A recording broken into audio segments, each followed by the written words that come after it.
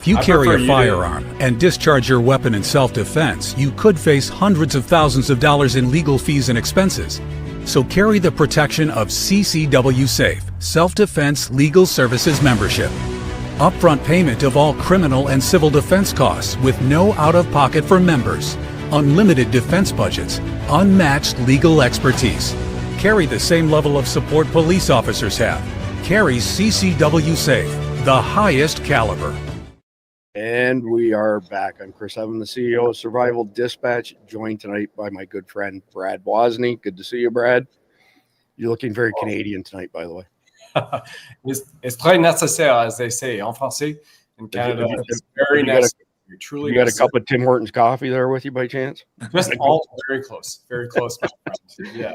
All right. And our in-house CIA operative, Jeff MD, author extraordinaire, aka 007, which, by the way, Jeff, I got an email from somebody yesterday who gave me another lecture on the true meaning of 007, just so you know.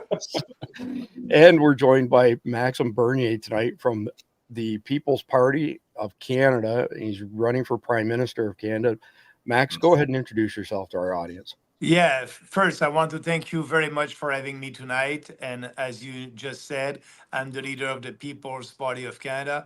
We are a new populist party fighting for our country, and we are in line with everything that is happening in Western countries, starting in US with that populist revolution with President Trump, in UK with Nigel Farage, in France with Marine Le Pen, in Germany. So we are that party that is fighting for Canadians. And the most important, we want to preserve our country. We want to stop mass immigration and deport all the illegals that we have in our country.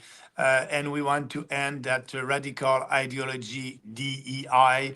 We want to promote unity instead of diversity. We want to promote equality of rights instead of equity. And we want to promote meritocracy instead of inclusion. So these reforms, President Trump did it in the US, and we want to do the same here in Canada.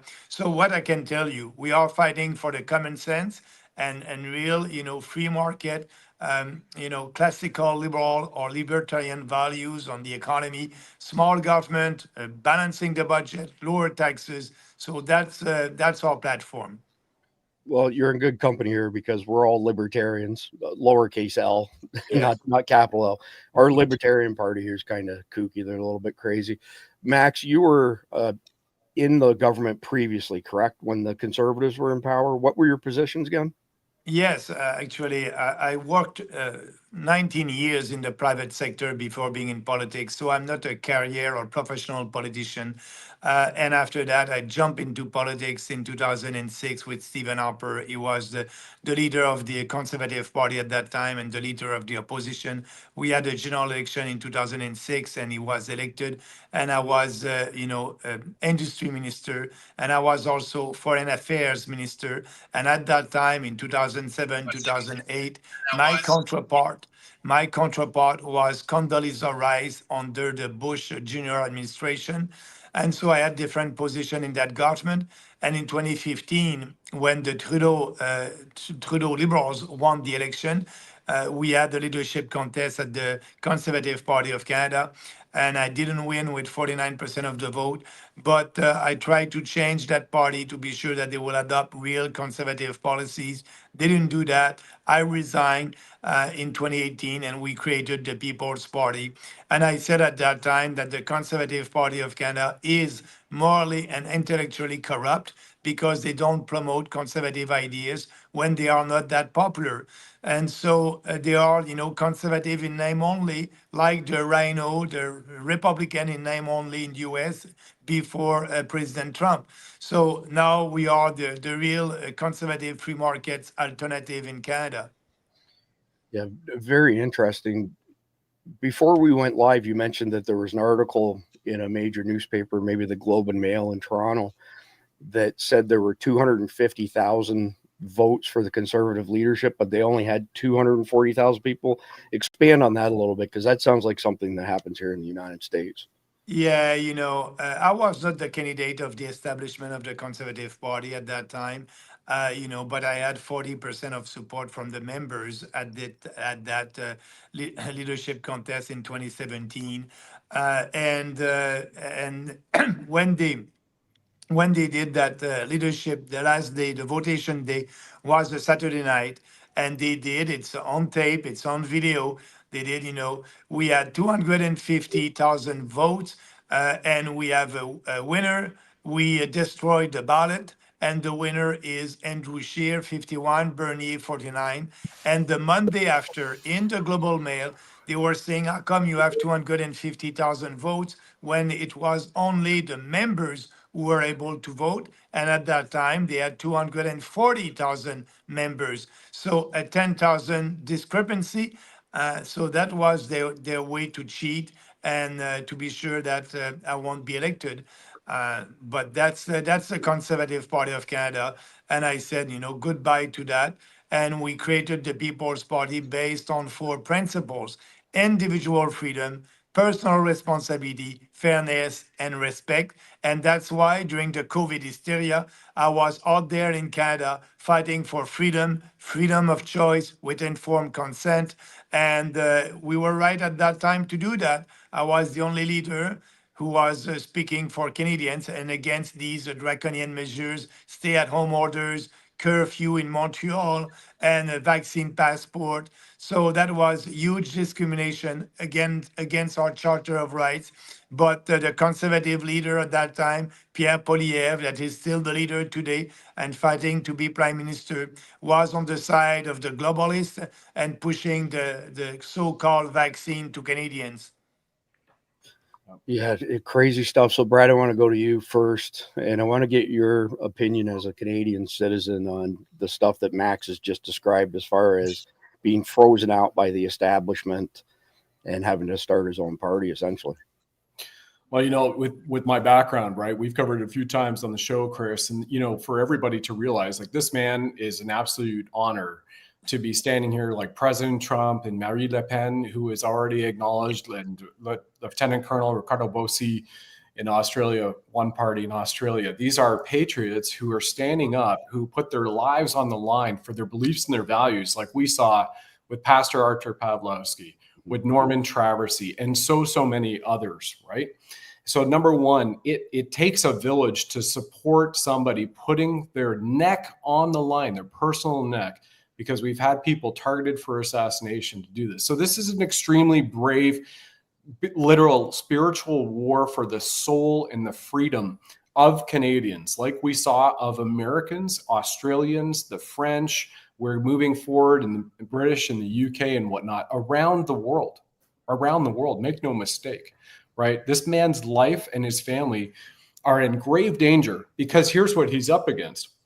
Back when I was in my little stint in the military, before being offered to sign my 20, but they hadn't paid me and 3,500 other service members, Canadian Armed Forces infantry, all through forward to the Navy and Air Force, right, through those 3 branches at the time, for 10 months to a year. But they still require everybody to show up, to deploy, to go the Ice Storm 98 in Quebec and Montreal and all these other places, which I was deployed to as well, Maxime.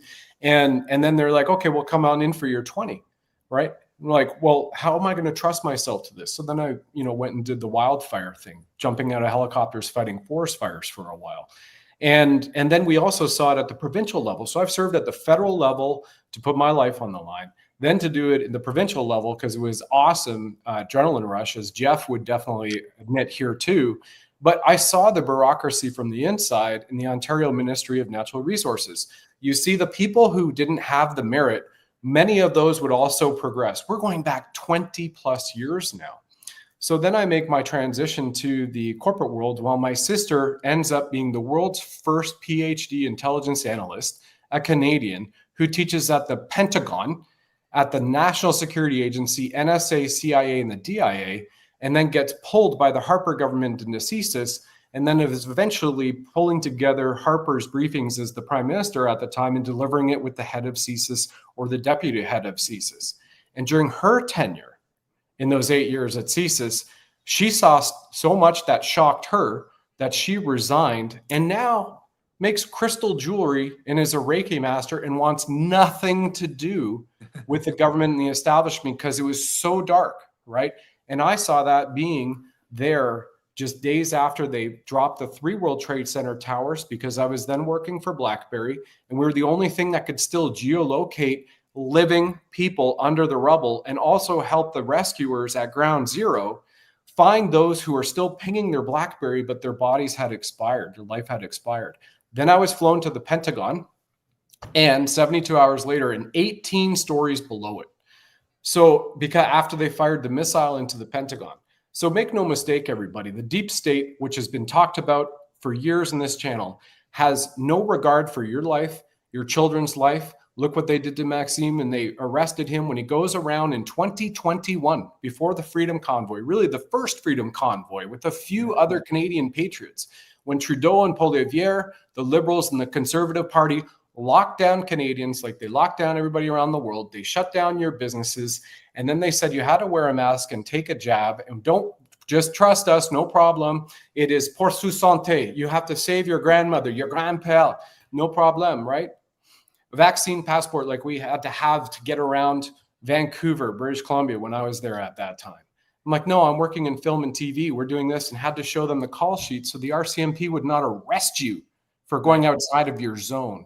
This man has put it on the line, and this is what we need to see in Canada to ensure that we have a united continent of freedom in North America, because everybody knows in America that there is a massive criminal syndicate through FIPA, through the CCP, through the Mexican drug cartels, the foreign terrorist organizations that are literally as well bringing in the entire immigration. Hasn't stopped in Canada. While Trump stopped it and Tom Homan stopped it, it has continued. They have just been pouring it in to Canada, waiting for it. And Canadians, you know, this is a man who is going to step in, stop that. He's going to do the mass deportations. He is going to be looking at, if you've seen him on Tucker Carlson and Alex Jones and whatnot, he's going to do that. This is what we need now for freedom, for security, and for our children not to be euthanized when they go to a hospital to get critical care, which is still happening, and their organs.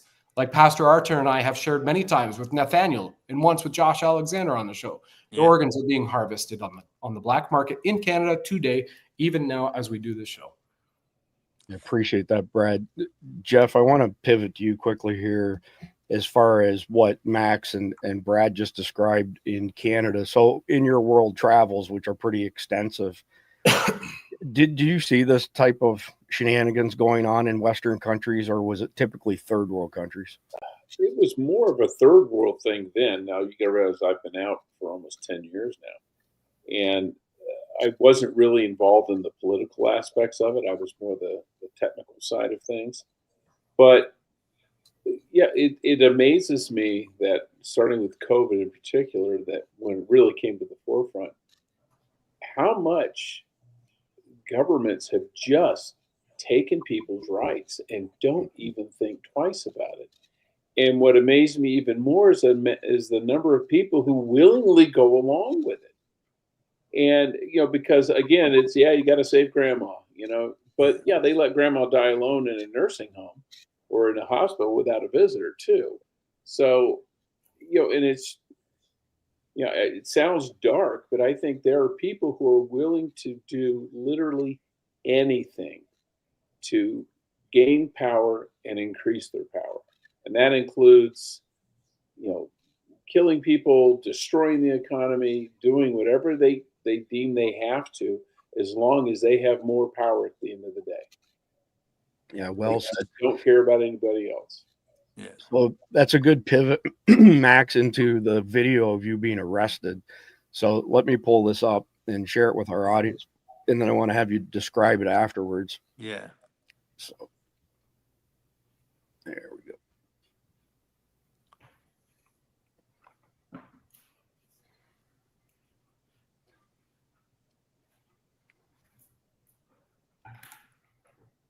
What's going on with your video? Is it playing? Look at that. The video is not playing, Max. I'll have you just describe it verbally. For some reason, it's not accessing it. Yeah, so that was in Manitoba. I was doing a meeting just before the election in 2021. Didn't have the right to have meeting inside, so I was doing these meetings outside in a park with the executive of our riding association. So that is the organization of the People's Party. And at one meeting, the rule over there was, no more than 6% in a meeting outside, social distancing. That was crazy. And we were maybe 10 or 15, and I was speaking about the team over there to be ready for the next election, and also speaking about the rally. I was supposed to do a big rally in Winnipeg the day after, and the police came and they, gave me a ticket, and just a ticket to me, not to the other people, because we were more than 6% outside. And after that, I did another meeting in another park. And after that, that was the beginning of the video. They arrested me, handcuffed, and put me in jail for 12 hours because that was political repression. They didn't want me to be up there and speak about freedom of choice during that rally. They didn't want me to do that rally. So they arrested me and put me in jail because I was fighting for freedoms. And actually, that was not making the news in Canada, mainstream media. No, that was okay for them, but at that time, that was not okay for Fox News and Tucker Carlson. And Tucker, I did an interview with Tucker at that time, and it is I was the first leader of a national party being arrested because I was speaking about freedom and put in jail for 12 hours. But also in that video, the police did ask me, and I didn't know that. That was the first time that I was arrested. And the police said, do you have something on you that can hurt me? And he was searching on me. And I said, no. I said, only my words, only my philosophy, only what I believe in. And, that's my battle. I'm doing a battle with my words, and I want to change this country by using ideas and words. So this guy, put put me in jail for nothing. That was a very dark time in Canada. So I found another copy of it, so I'm going to go ahead and play it here, back it up to the beginning. This guy doesn't seem very friendly, if you ask me. No. Afternoon, sir. Yes, yes. Park with the RCMP. Yeah. I can get you step out of the vehicle. I'm going to place you under arrest right now. Yeah.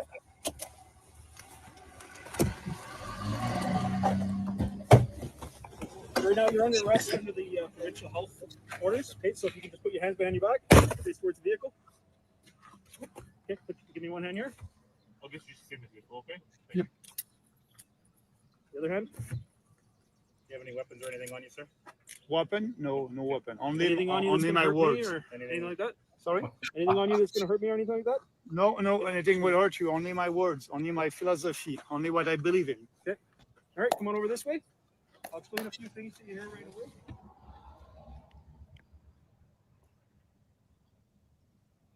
So, Max, did he lead you away like that because he didn't want the conversation recorded any further by chance? I think so also, but that policeman, that was in a little village in Manitoba. And when I went in the police office with the little jail over there, that guy was not from that little police station. He was coming from Winnipeg because when he entered that, he said, where are the toilet? And he was not. He was not known over there. So that's why I said it was political repression. That guy was coming from Winnipeg, and his job was to arrested me, and that's what he did. And he didn't want, and I was in jail, with nothing there, no cell, nothing for 12 hours. And it was, they didn't want me to do that rally in Winnipeg. That was what they did to us in Canada. They didn't respect our Charter of Rights. So what, pardon me, what was the premise of them arresting you? Was it a violation of COVID rules or something like that? Yeah, that's what he said. COVID rules, because we were outside in a park in a meeting, and the maximum person being outside in a meeting was 6 person, and we were 10 or 15. So, but you know, outside, that's and it was very windy also. It's crazy, and you know, I said I have the right to meet with people in a park, but no, for them, they use that and they enforced that regulation only me, you know. That was the first time where they decided to enforce that crazy regulation. They did that because they they wanted me in jail. Yeah, that's crazy. Jeff, were there any incidents like this in your part of the country by chance? We didn't have anything like this happen in Florida. We not that I'm aware of here in Arizona. I know they did in California. They had people who were ticketed and arrested. Pastors were arrested for holding church services. Fortunately, Mark Lamb was my sheriff at the time, and he was not having any of that. He was like, "Yeah, we're not doing that." You know, the Constitution is pretty clear. And I've always, you know, and I've said it on the show 20 times, you know, nowhere in the First Amendment is the word except.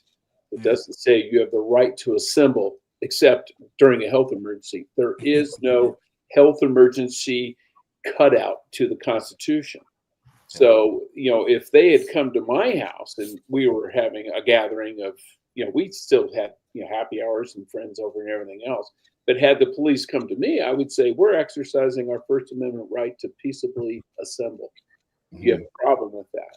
And if so, and you're going to break us up, tell me under what authority, given that the Constitution is the supreme law of the land, no state law or regulation can trump the Constitution. So under what authority are you telling me I can't do this? Because the Constitution says I can. And we need more people to basically stand up and assert their rights. The governments don't give you the rights. The Constitution limits the government, not the people. Well, a good point, and it's crazy. It's civics 101 stuff, but a lot of Americans forget the first few words of our Constitution. We, the people. Yeah. And we're giving them the guidelines to play inside of. Brad, I'm going to come back to you in just a second, but I want to hear your opinion, Max.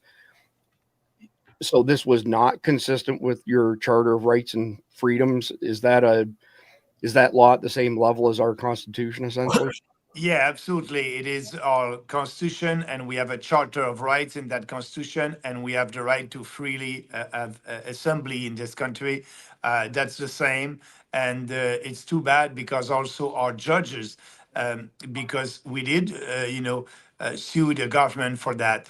But the judges said they didn't want to hear these cases. Actually, they said because it was after it took a couple of times to be in court, and these measures were not enforced anymore. And judges said, "Oh, we won't hear your case because it is moot." So, you know, it is not enforced anymore. So we won't hear that. It's only, it won't do anything. But we wanted to have a decision for the future, but the court didn't want to have a decision. They didn't want to hear our case. And that's what happened. So not only that they didn't respect our Charter of Rights, but the court was not there to be sure that, you know, these cases will be listened by will be in front of the judge, but we were not able to do that in Canada during that time. So were there any additional incidents where they arrested you, Max? No, that was the first time, and after that I did sue the federal government for the vaccine passport because also I was not able to travel by plane across the country before an electoral campaign. I was the only leader of a national party that was not able to travel, and you know that is my job as the leader of a party to travel and build a party.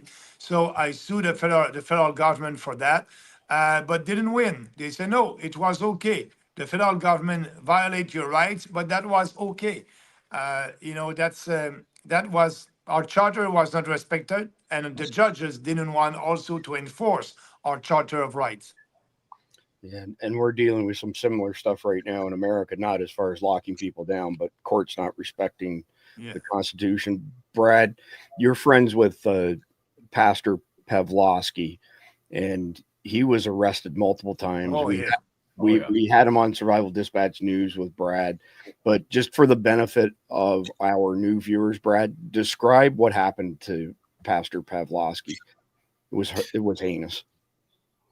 Yeah, so Pastor Artur Pawlowski, he and his brother David were born behind the Iron Curtain of Soviet-ruled Poland, which, as a matter of fact, that's where Woźny Woźny comes from. So that's half of my side, Polish, right?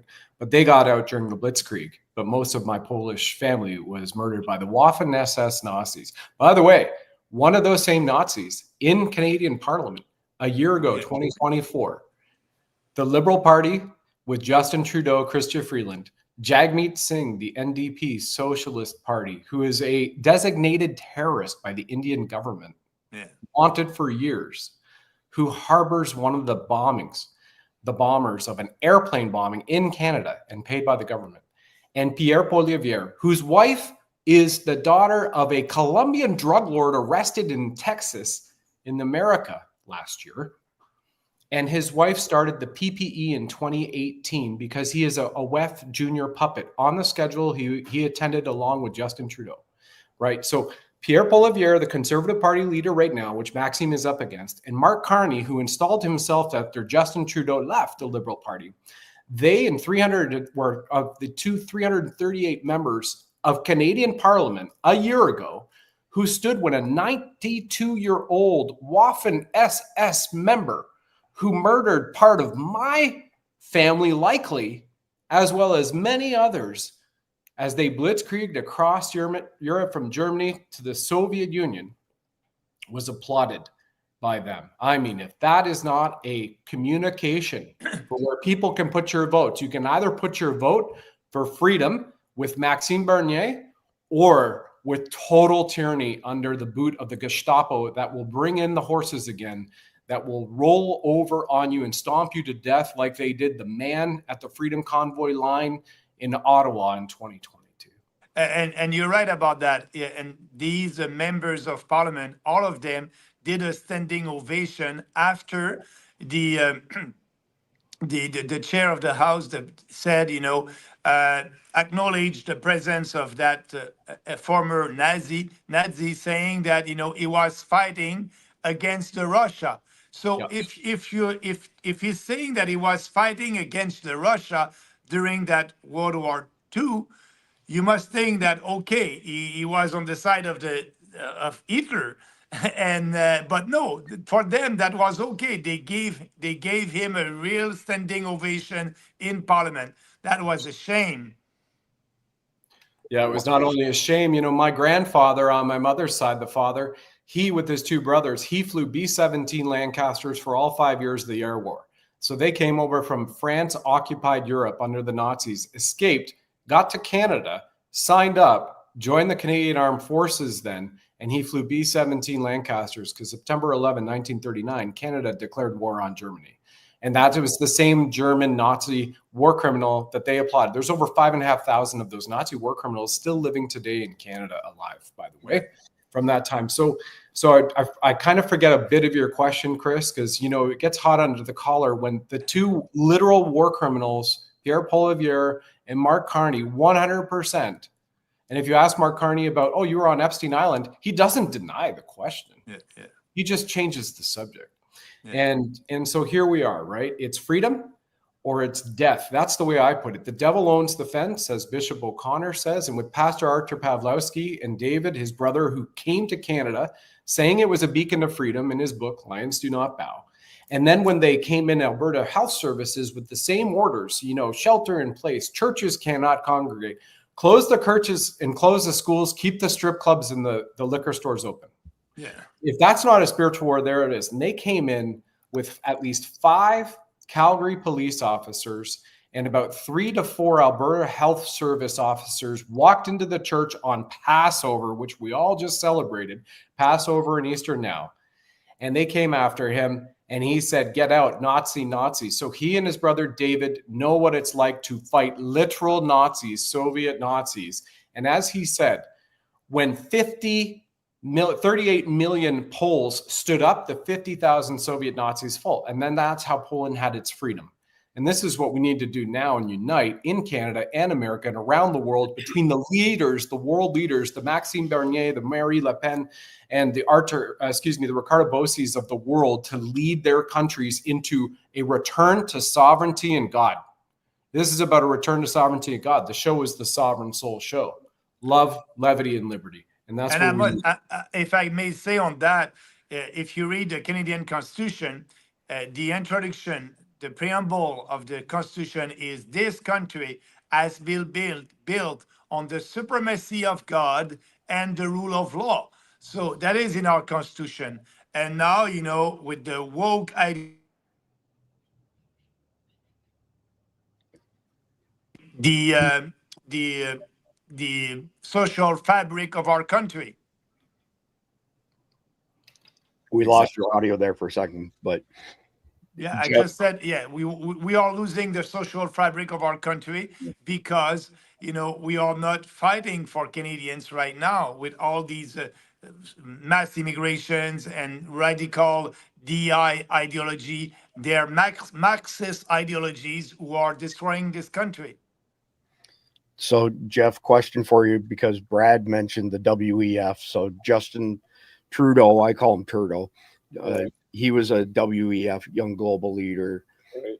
Carney has some affiliation with the World Economic Forum. big time. Yeah. Are there any, what my question for you, Jeff, is because you're well studied, are there any Western countries that have not been infected by WEF puppets? I mean, we have them as well. What's his name? Dan Crenshaw. Dan Crenshaw, yeah, and others.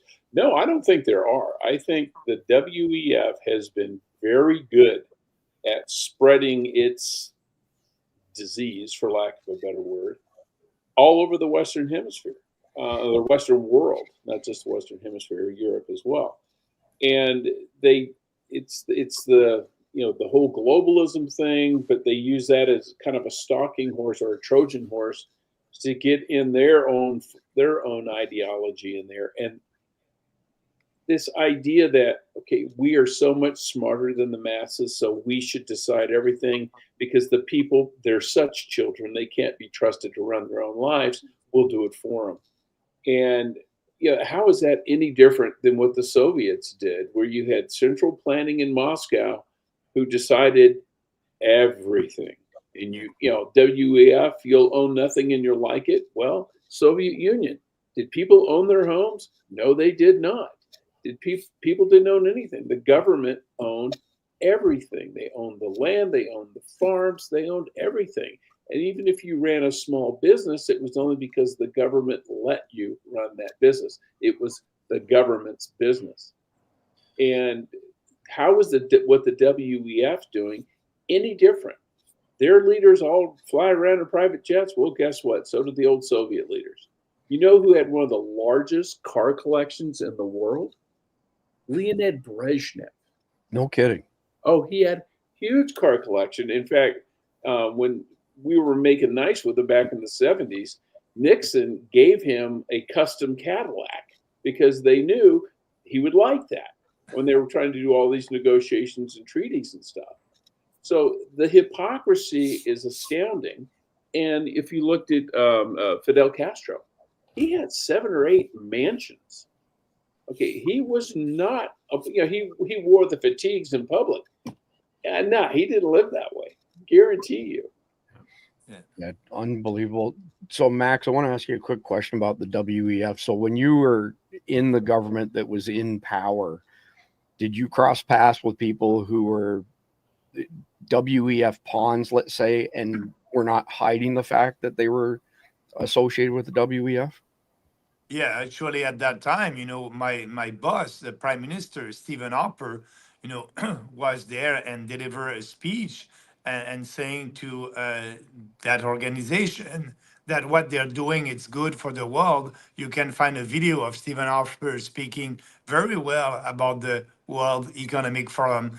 And for me personally, I must say that, when I was foreign affairs ministers in 2008, 2009, we were in war in Afghanistan. And, we didn't have, our Canadian forces didn't have the equipment to do that war. So Harper asked me to go and find some support from our allies in Europe. And so I look at the agenda and I saw that, everybody will be at Davos to that meeting. So I said to my team, okay, I'll be there. I'll have meeting with the foreign affairs ministers from all these countries in Europe and ask them to support Canada in Kandahar in Afghanistan. So I was in Davos, but I did not assist at that meeting. I did bilateral meetings with my counterparts, and that was very successful because in one trip, I was able to have more than 20 meetings with 20 foreign affairs ministers, and we were able to have some support, more equipment and support for us in Afghanistan, in Kandahar. But that was the only time that I was in Davos. But that was not to assist to that meeting. That was for me to have an efficient meeting with my counterparts who were there at the same time.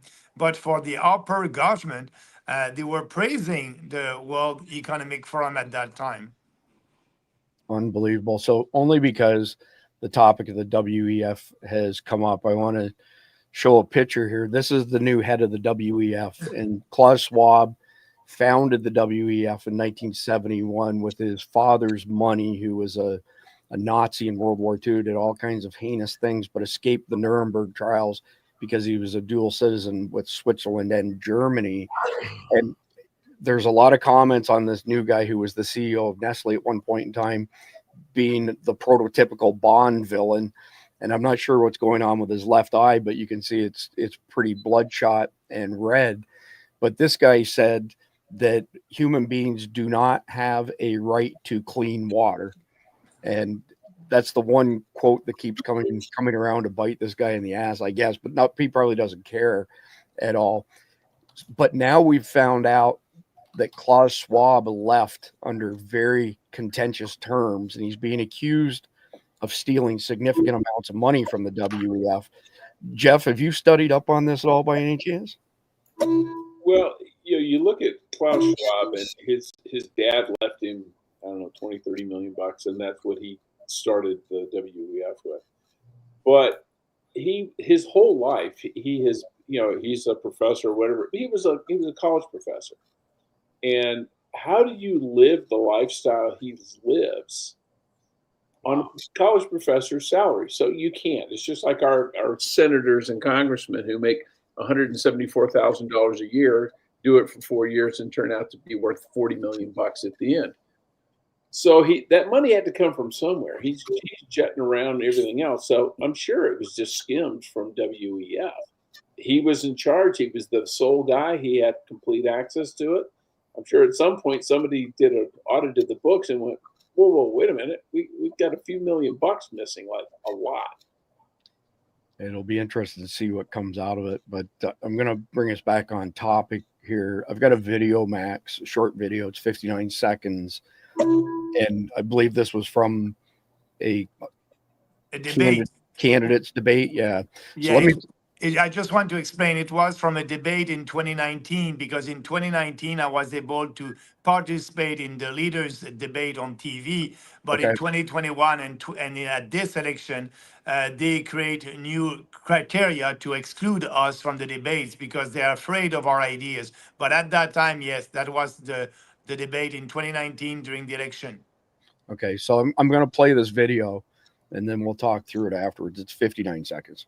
6% of Canadians want more immigration, only 6%. So when you don't want to have a debate about that, you're not in line with the population. Let's just have an honest debate on that subject. We won't be able to create any wealth with your policies. You have the same kind of policies than socialist countries like Venezuela. That won't create any wealth. Well, you must admit that 49% of our population believe that we must have fewer immigrants. They're not racist, they're not radical. So what you are saying, because I'm in line with the majority of our population, that I'm supposed to be a radical? Also, Mr. Singh, you said that you didn't want me to be here on the stage to have a discussion with you. So you're for diversity. But what about diversity of opinion? I we want want in people to freedom of come to speech. share our values, our Canadian values. but, you know, equality this- before the law, this- equality between men and But women, the separation Mr. of Bernier, faith and the religion. So that's changed. important. We You have want changed from people someone to who come here used to share our believe, values like they did in the past. Sounds rather contentious. I've got two questions, Max. The first one is probably pretty easy, but the footage wasn't shown of Justin Trudeau replying to your questions. Did he look down his nose in a condescending manner at you just because I didn't get to see the full video? Yes, absolutely. And he was speaking about diversity. And he said this country is a diverse country and we need more and more diversity. I know that Canada is a diverse country, but more and more diversity is killing our country because of mass immigration and also because of the legislation that we have in Canada, multiculturalism. We are telling our immigrants and foreigners, come to our country, don't integrate into our society, practice your culture. Every culture is equal. That's not true. Every culture is not equal. And the federal government is promoting that multiculturalism, and that is destroying our country like they did in UK and in Germany. So that was the only debate. But yes, at that time, I was arguing, and our platform was to have a maximum of 150,000 immigrants a year. And people were saying that I was a radical and a racist because of that. But the federal government did the opposite. And now, we have that mass immigration, and that's why we need to have that moratorium and that mass deportation. So actually, I've got a question in tonight's brief on this. So you've called mass migration or immigration, pardon me, a key issue, linking it to housing shortages in Canada, Yep. causing problems with cultural cohesion, which we preach that constantly here. There's never been in history two or more diametrically opposed cultures in one geography where one culture hasn't wiped out the rest of them. It's never not gone down that way. But what would your plan be if you were in charge of everything? What would your plan be to reduce immigration levels, and how would you balance the economic needs of, say, having more people that are younger paying into your federal pension plans to support people who came before them versus the Canadian identity, I guess? Is that what you're basically getting at? The Canadian identity is being watered down? Oh, yeah, absolutely. That's the case. The two arguments for mass immigration.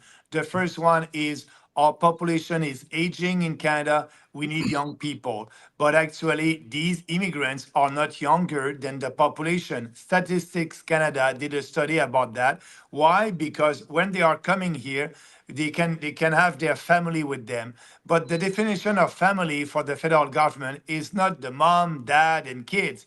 It is the mom, dad, and kids, plus the brothers, the sisters, the uncle, the grandmom. So all the big families coming when you have one person that is an official immigrant. So that being said, that's why, they're not participating in lowering the aging of the population. That's not myth. That's not the reality.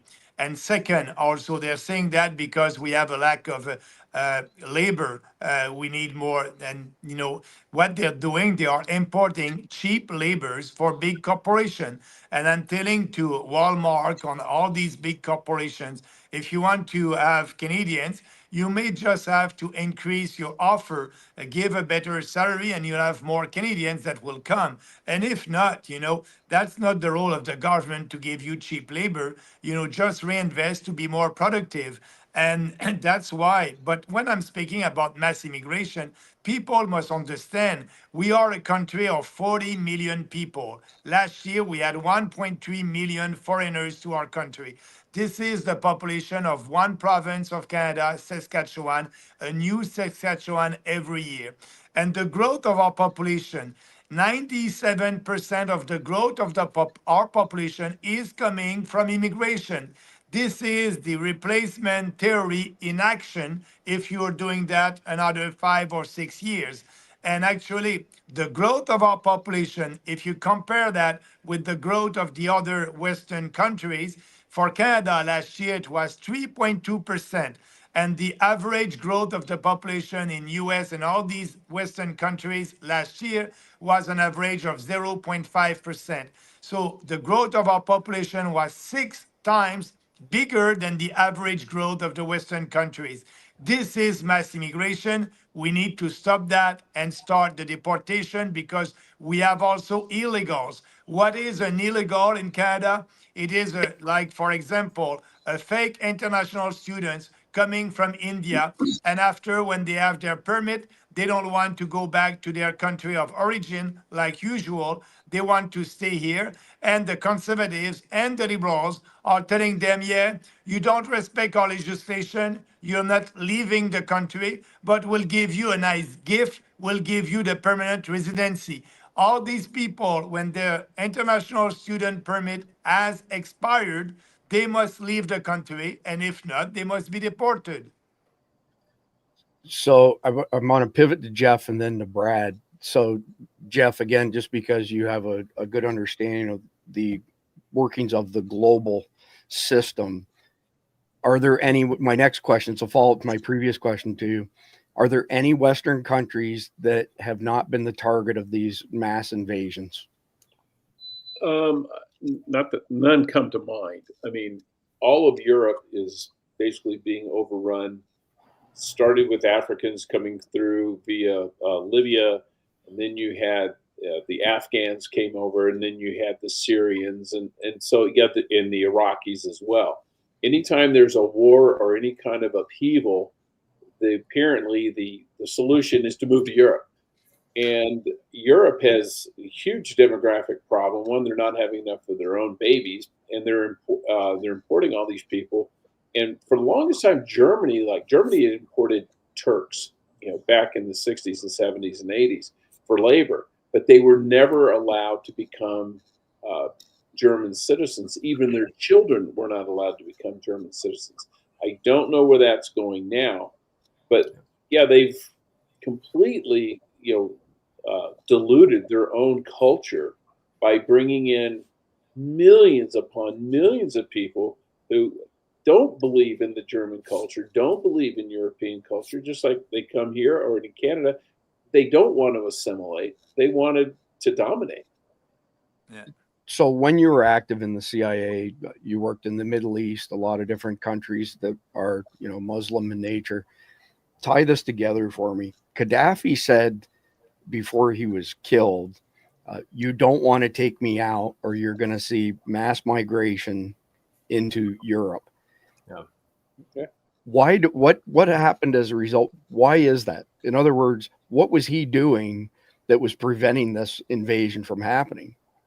Well, it's one of those, their old line, yeah, he's a son of a bitch, but he's our son of a bitch.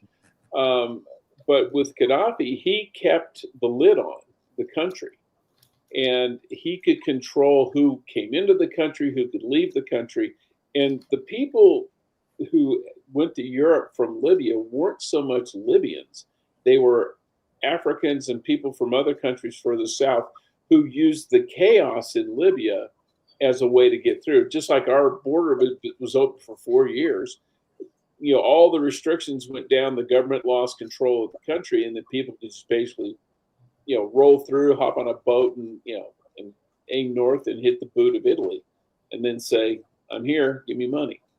But he kept his country under control. And when he left, when he died, it all went to hell.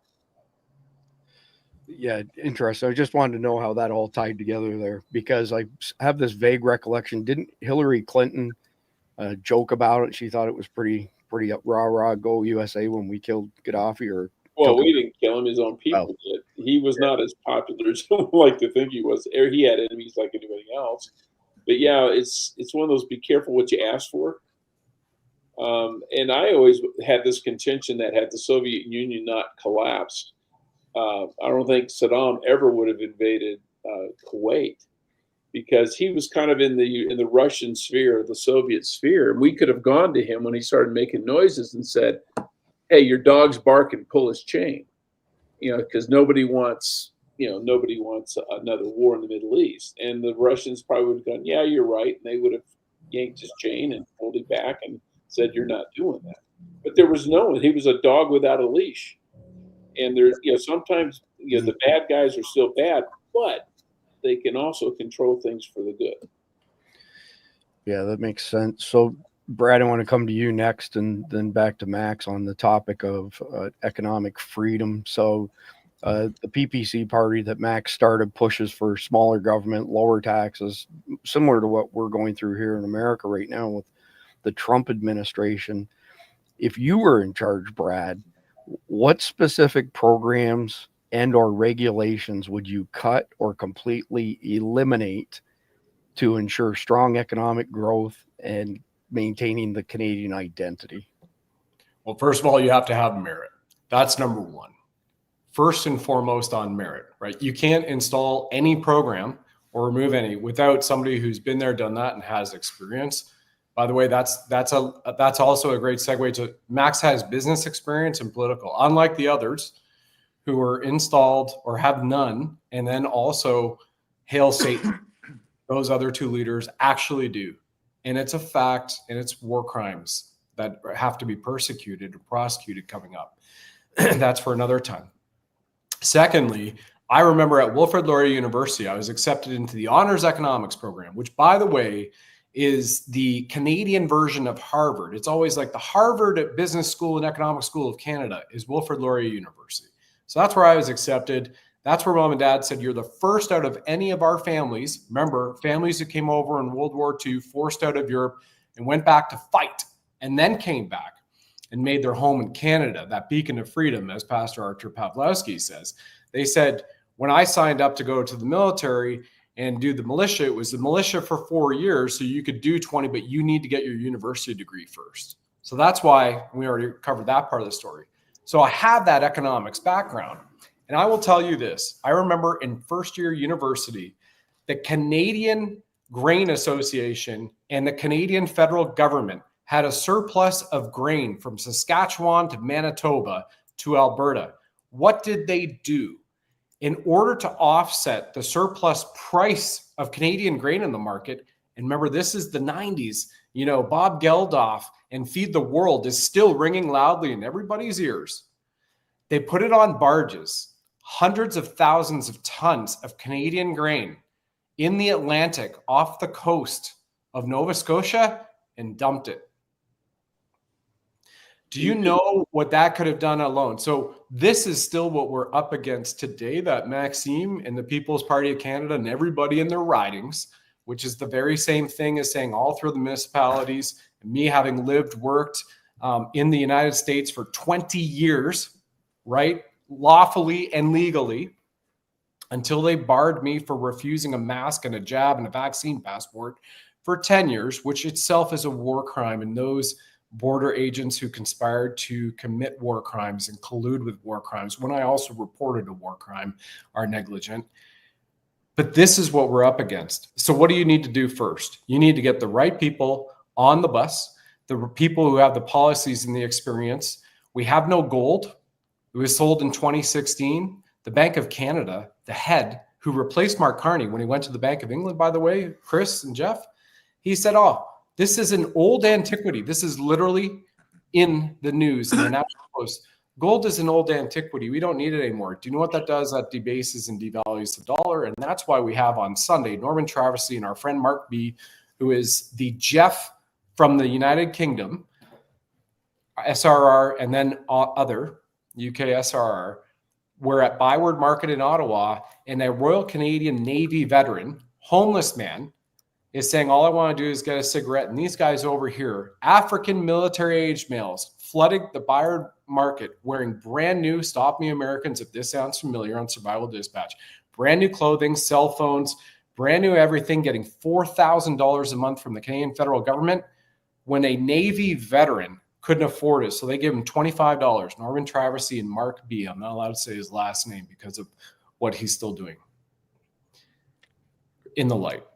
So that's where we need to start if it was me. And I feel that's where it would go with Maxime. And having lived and worked in the United States for 2 decades of my adult life, and having been a Canadian born and raised to parents who were born in poverty and worked hard to build their own lumber mills And then we lost everything, and then they built it up again, and we had lumber mills again in Brantford and up in Northern Ontario, and then they lost it all again because of the pump and dump deep state market. This is a man I feel is going to protect Canadians 100%.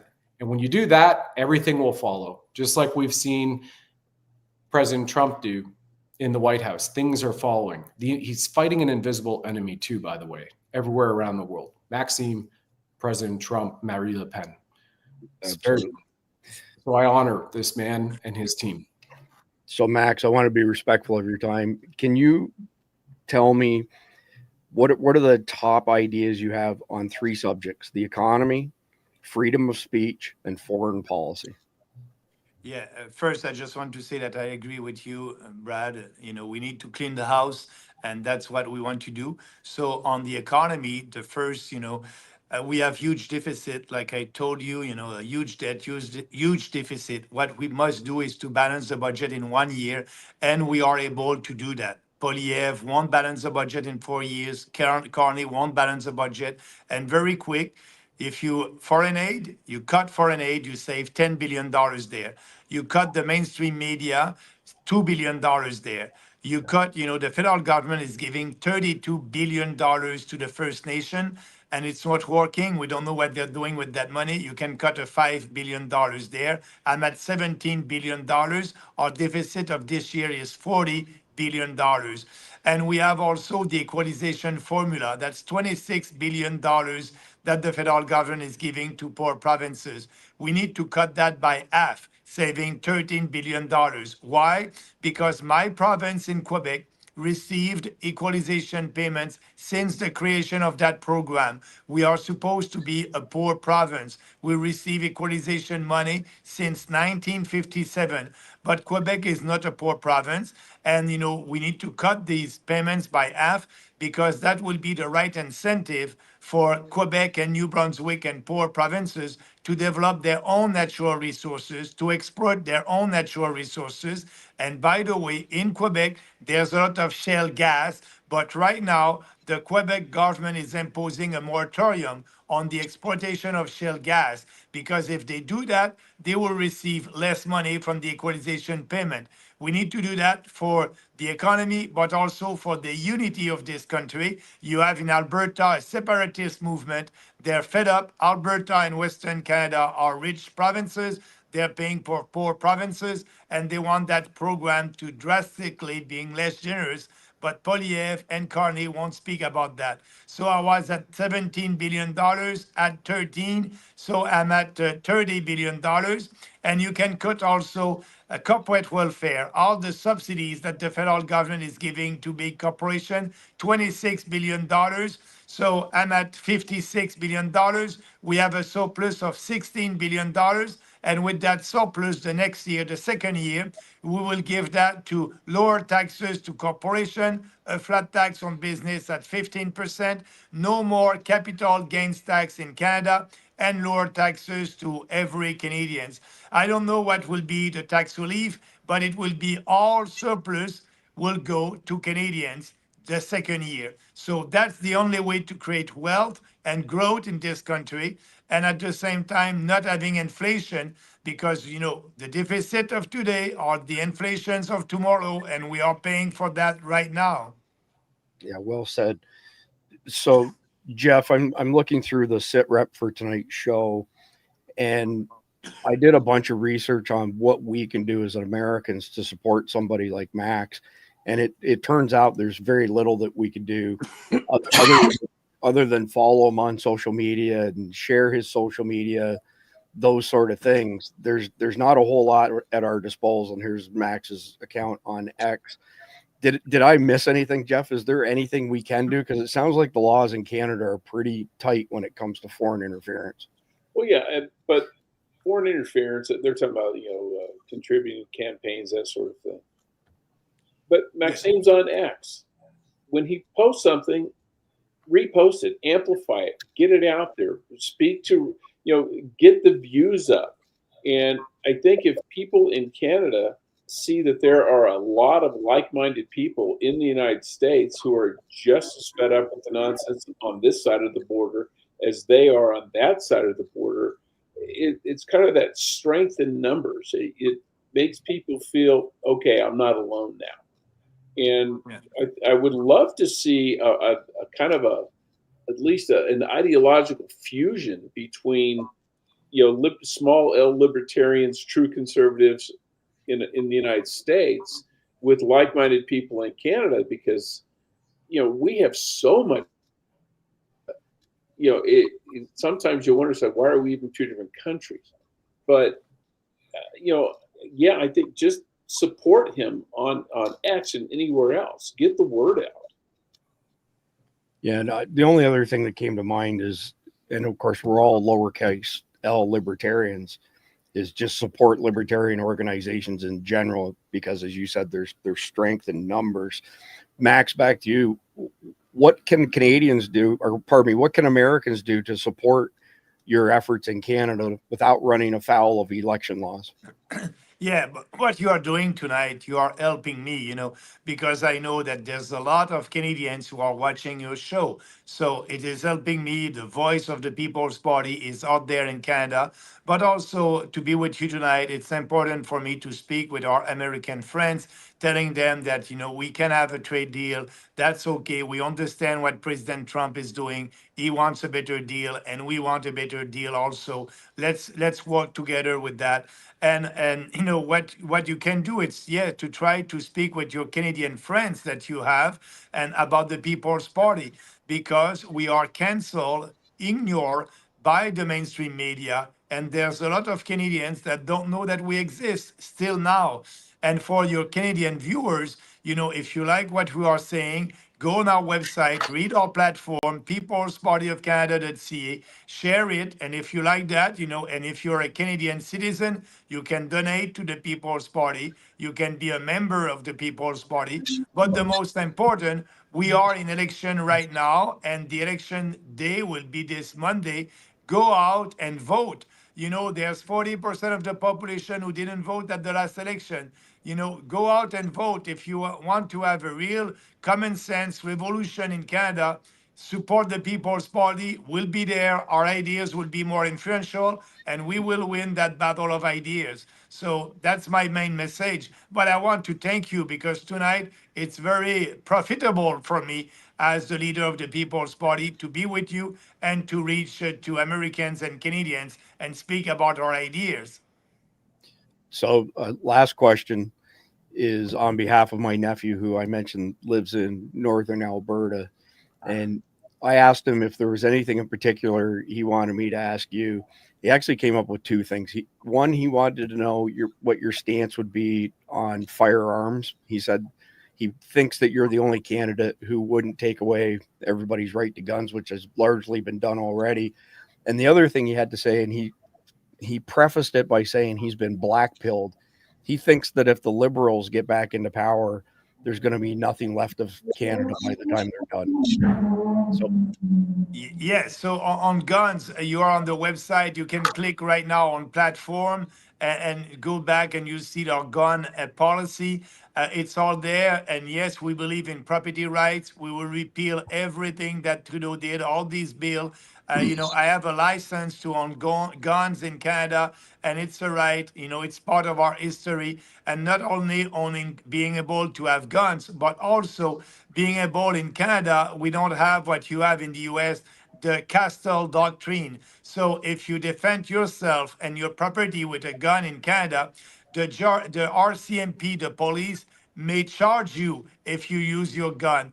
That's why we must change our criminal code to be sure that Canadians will be able to defend themselves with a gun if somebody is coming into their house or their property. So that's important. We are the only one who are ready to to speak to gun owners and telling them nobody will be able to take your property, your gun, and we must change the legislation to be sure that will be part of the legislation in Canada. And about the Liberals, yes, he's right. Carney will have big deficit, and same thing for Polyev. He won't balance the budget in the next 4 years. So what I'm telling to Canadians about that, yes, I understand that Carney and the liberals will drive us at full speed into a wall, but the conservatives will do the same at the speed limit. On the most important issue that we had time to discuss tonight, immigration, they have the same policy, the liberals and the conservative. Big deficit, same policy. Climate change, we didn't have time to speak about that, but both of them won't withdraw from the Paris Accord. Gun, like I just said, both of them, for them, you must not have the right to own guns. I can go on, equalization, the payments, that formula, redistribution of wealth between provinces. They won't speak about that. And that's because of that you have a separatist movement in Alberta. I don't want that. I love my country. So they're the same on the most important issues. If you want to make a change, be part of the change, vote in line with your values, vote for what you believe, you'll have more chances to have what you want. And, a vote for the People's Party, it's a vote for yourself. It's a vote for your family. It's a vote for the future of our country, to keep our country united and prosperous. And if you want to know more, just go on our website and read our platform. Everything is there. All right. Well, listen, I appreciate your time very much, Max, and I wish you the best of luck in the upcoming election Monday, correct? This coming Monday? Yes, this Monday. So I want to just say one thing on behalf of our country.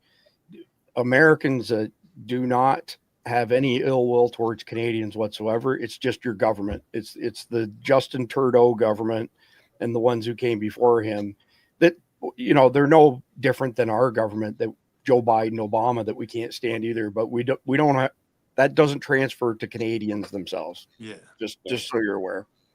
I know that. Thank you very much, guys. That was great. I really appreciate that. All right. We've got a short message from CCW Safe, and we'll be right back. Necessity truly is the mother of all invention. And there's so many successes like yours where the product didn't exist, the company didn't exist, and you had to invent it yourself to fill that void. What we provided, even at the time when we started CCW Safe, it was really better than what most officers were getting through their unions or departments. And you mentioned earlier about competitors. I fully believe that all of our competitors are going to do exactly what they say they're going to do. It's just we do it a little different. We're not an insurance company or a critical response team. We're really the only one in the industry that has a dedicated critical response team like we have. And, that first 48 hours is so important to lock down. So we just do things differently. Yeah. So I'll make the comment that I always make. If you have self-defense insurance and you happen to accept a plea deal, you owe every penny back and you're done. So check your self-defense contracts for a recoupment clause. CCW Safe doesn't have that because they're not an insurance company. All right, so we're going to roll into chapter 2 here, and we went a little bit long on chapter 1. So what I'm going to do is I'm going to bounce one article off of Jeff, then the next article off of you, Brad, and that way we can get through them reasonably quickly. So I think this first one, Jeff, might ruffle a few feathers, and I'm really interested to hear your opinion. But this article came out on Front Page yesterday that the Barack Obama of the Roman Catholic Church has died. And I don't wish any ill will upon the Pope or anybody else for that matter, but this Pope was a hardcore globalist who thought that in America we shouldn't be protecting our border. He was in favor of pretty much of all the things that the woke progressives are in favor of. And I don't know that they're going to get a better Pope. I have to assume they're probably as crooked as every other organization out there. But I want to hear your thoughts on this, Jeff. I've got a great picture to show to go with this, by the way. Yeah, I mean, I'm not a Catholic, so let me just say that up front. So popes don't mean that much to me anyway. But as de facto leaders of a large segment of the Christian world, they do have an impact. And this Pope was a socialist. He was a long-time socialist. He started changing his views and then got promoted up to bishop and then cardinal and then later pope. What I will not forgive for him is the way he would hide pedophile priests. Yep.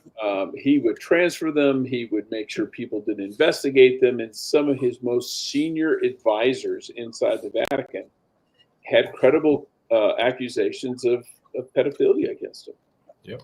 And if you cannot be godlike, which the Pope is supposed to be, and put up with people abusing children. Yeah, That just can't happen. Yep. Yeah, I couldn't agree more. I put this picture in our private signal chat for Survival Dispatch Guardians and asked the group that was active at the time, I said, is this picture a little bit too much? Is it too soon? And every single person in that chat said no, because they felt the same way. And the topic you just raised was what every single person hit on, was the pedophilia aspect. Yeah. So, Brad, just because this is a big deal, I'm going to have you comment on this, and then the next one I'll start going back and forth. I want to hear your thoughts. Yeah, sure. It's pretty simple, right? You have a pedophile protector, so he's the pedophile pope. No, see you later. Millstone around the neck, drown yourself in the deepest ocean. That's exactly what Yahshua said in scripture, right? Better that you do that than to harm a child. And my father, who he is representing, the GOD, comes after you. Then you also have, by the way, if people need to back up a very quick slice here, the last 5 years, he mandated required vaccine passports, vaccines, and masks to be worn at churches around the world. And oh yeah, he allowed and promoted the minor attracted persons pedophile woke flag. Not only did he allow the regular rainbow flag, but as each iteration came out, he promoted that too. What else do you need? Oh, maybe this, just to seal the deal. Him kneeling and kissing Soros, Rothschild as well when they came to visit. So a pope who kneels before George Soros and Jacob Rothschild and kisses their hands rather than the other way around, I mean, what else do you need to know? Yeah, I'm with you. I don't want to speak ill of the dead, but I don't think he was good for the world order, period. So, but I do actually have some breaking news on this, and it's good news. I don't know if y'all caught this or not, but Donald Trump declares himself the new pope. No one knows more about poping than I do. breaking news. Y'all heard it here first on Survival Dispatch News. Hey, all you got to do to be pope is be a male Catholic in good standing. You don't have to be a cardinal. You don't have to be a priest. Right. Years ago, I'm thinking either late 80s, early 90s, somebody told me a joke. They said, what do you think the most dangerous job in America is? And I don't even remember what my answer was. And they said, no, you're wrong. It's altar boy in Massachusetts. So, all right. So, Jeff, I don't know if you caught the news that Chevron is ramping up a major project in the Gulf. Many hundreds of millions of barrels of oil they're going to extract from this. This is going to have an immediate impact on driving fuel prices even lower. And as we've explained many times before, this is a good thing because all of our goods are shipped some way or another, which means they have to have fuel. But give me your thoughts on how fast we can get back to being energy independent like we were under Trump's first tenure. Well, if we get out of the way of industry, we can get there pretty quick. What's interesting about the Chevron project, it can be developed from existing rigs. It's going into a canyon in off the coast of Louisiana that they weren't allowed to do previously, or they thought it was too expensive. But they can actually access this field through an existing rig, and it'll produce, they think, 79,000 barrels a day, which is not something to sneeze at. So this could be a big deal. But there's a lot of shale plays. There's a lot of stuff that people didn't invest in and didn't develop during the Biden years because even if you got it there, you can't get a pipeline to get the stuff out. And the Bakken Shale is a classic example. We were moving oil from North Dakota by rail car. Okay, yeah, it can be done, but it's not efficient because they wouldn't let them build pipelines. Very interesting. All right, next one up comes to you, Brad. So Martha McCallum has zero patience with Teachers Union President Randy Weingarten, who is openly gay and we're concerned about children being their full selves than being able to read, write, and do math. Martha's best response is, please don't call me sweetheart. It's a 14-minute and 38-second video. Obviously, I'm not going to play that. Randy Weingarten has got to be one of the most phony bad actors in our system, bar none. If you've seen her speak before, she jumps up and down, flails her arms around. She's completely batshit insane. She's the very definition of a batshit insane woke person, right? Yeah. So on that note, you may notice down below on our banner, there's 2 QR codes now. So instead of having to listen to me say, go to patreon.com/survival dispatch or go to survivaldispatchnews.com to go to our Substack, if you just hold your phone up to your screen, it'll give you the opportunity to open the QR code and go directly there. When you go there, you get the daily SITREP, has all of these links. And I know you're all dying to watch Randy Weingarten speak for the better part of 15 minutes. So if you go sign up, you can get this SITREP and you can watch the whole video. But I'm just going to play a little bit of it, Brad, and then I want to hear your thoughts.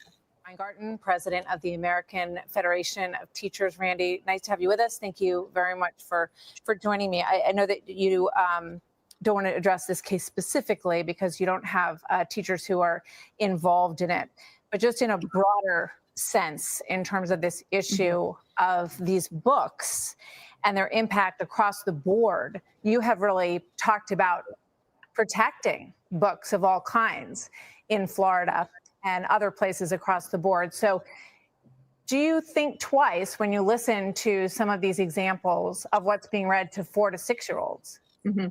So, Martha, first off, thank you for having me on, and I hope that we get to all the other issues in terms of education. But I would say that this is a hard case because parents, of course, have rights in terms of educating their kids, and schools have to be communities.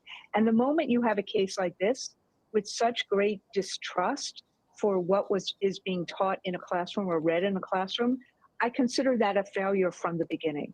And I say this as someone who is a gay person who understands that we have to actually make sure that families are respected and families are safe and kids are safe and that differences are acknowledged and differences are embraced. But, once you get a case like this where, parents are uncomfortable about what is being read to their kids in a classroom, this is something that has to be dealt with in a local level, not in the Supreme Court. And so parents have rights, and they should have rights in terms of what is being taught in classrooms.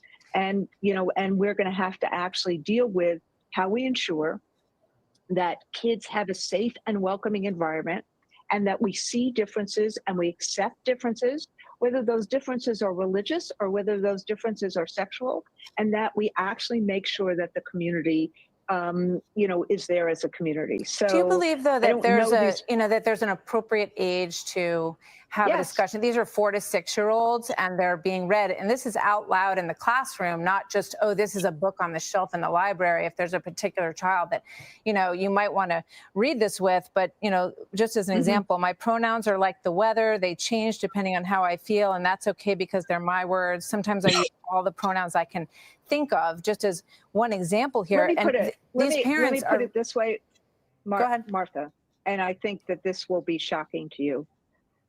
These would not be the books I would be reading as a classroom teacher to kids who are 4 to 6 years old. Yeah. And I say this, I went through the New York City public school system. I was a teacher during when we had the big issue around Heather Has Two Mommies. And I think when you don't actually make sure that things are age appropriate and we don't actually have sufficient conversations with teachers and parents in terms of how we accept differences, then you have situations like this right now. Yeah. And so my concern about this case is that it is, that it could pit people against each other, when what we really need to be doing is we need to be making sure that every one of God's children is accepted in our classrooms. And whether that person is an evangelical Christian or whether that person is the daughter or the son of, gay parents, that is our obligation in schools. So, you know, it's a failure of all of us that this case is in the Supreme Court right now. So, you know, it seems to me that the failure for all of us is what has happened to our kids in terms of their education.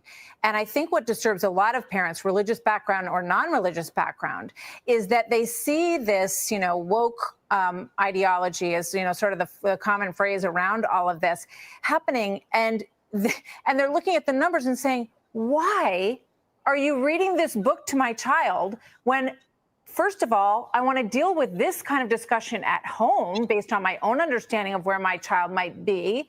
And B, the numbers are plummeting. Look at this. I mean, if this isn't a failure that needs to be so much more important than whether or not you're reading a book about your pronouns. This is the Maryland rankings. Fourth graders, these same little kids who've had these books, you know, fed to them at a very young age. Their reading ranked in 2013, they were second in the nation in Maryland. 2024, 20th. Math, 16th in the nation, plummeting down to 39th. So if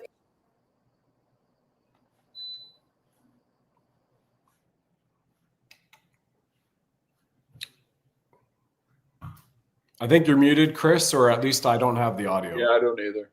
Okay. My bad. Apologies for that.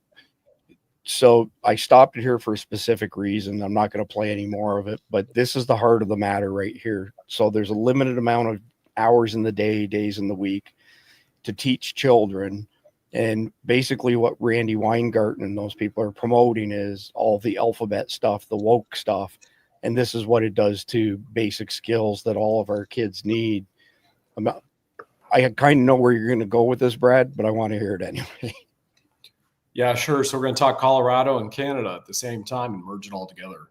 Number one, that's a perfect example of the bobblehead Karen right there, right? You know, just using a lot of terms for filler that we've heard the Clintons and the Obamas use, right? Barack Obama, Barry Soetoro, Barack Obama, you know, saw Satan fall as lightning bolt from the sky, the literal Antichrist. And then the other thing too is Colorado right now. They're about to pass that bill. The lead attorneys called me. We're trying to get the show together to let the parents know that the moment that you misgender or your child misgenders another child on a school ground, this bill in state legislature in Colorado, who Jared Polis is still the woke governor of, forced vaccines, the mandates, everything, right? Right now, this bill will allow them to send the cops and CPS to your home to take your kid. If your kid said that on the playground, also if you back it up as a parent as well. That's happening now. And Bill C-4 in Canada federally was passed, and it is illegal to say you're heterosexual in the classroom as a kid. I'm a boy, I like girls. Boys have penis, girls have a vagina. Okay, that's good, but what about this? Are you a furry? No, I'm not. I'm a boy. I like girls. Guess what? It's illegal across Canada right now. And the same thing. Oh, hold on. You Say can that. come in. Yes. Say that again. It is illegal to promote heterosexuality across Canada right now under a bill called Bill C-4, passed by the Liberals and the Conservative parties, the two parties that Maxime is up against. And thank you so much for having him on, Chris and Jeff. It's illegal. Just to be clear, you said Bill C-4? Yeah. Sounds very explosive to me. Yeah, exactly. 100%. Right. So, and they can take you and your kids. You go off to jail, and Children's Aid Service, the CPS of Canada, take your kids. It's a line item on there that they forced in. Right. So folks, you know, it's so much more than just getting your kid to read. And President Trump, the executive order, you know, going forward and returning it to the states and disbanding the Department of Education, doing what Reagan didn't get done because he was probably had some deep state, you know, pushing up on him too. And so here you are, it goes back to the state. And this is, you have to take a look at state by state what's going on and stand up and push out, because they're going to slide these things in if you don't get active and involved in your community, with your school board, with the trustees. And then you also go after the money with the bonds, because every teacher, every school board attendant, and even whatever that was, the bobblehead, you know, is insured with a bond. And so if their bonds go, it's called bondsforthewin.com. If their bonds go, they lose all their money and they are personally liable and go to and do jail time. And that's a whole other story here. So yeah, parents need to get involved and return to sovereignty here. Like just return to sovereignty and common sense across the board. Yeah, I couldn't agree more. I'm not going to play this next video just because, again, I'm aware of the time running long here. But Jeff, I don't know if you caught this or not, but Jordan Peterson was on Rogan's podcast here. And this is just a quick rundown on it. Truth bombs, once banned, now posted on a government website. Lab leak, lockdown, censorship. So as you probably caught, the COVID website for the federal government now is an expose on how it originated in the Wuhan lab in China and how the Chinese were responsible for its spread. So all of it used to get you fired. Now it's been affirmed by the Trump administration. Peterson didn't hold back. I mean, you saw the government website that came up 2 days ago about COVID. What are you supposed to do with that? Then Rogan unloaded all the things that would have gotten you fired if you were a professor and you said them 4 years ago. You would have 100% been fired for espousing any of these ideas that turned out to be true. You would have gotten kicked off YouTube. There was a lot going on. He explained how he dodged the censorship. I feel so fortunate that right at the height of COVID was also when I had gone over to Spotify, Rogan said.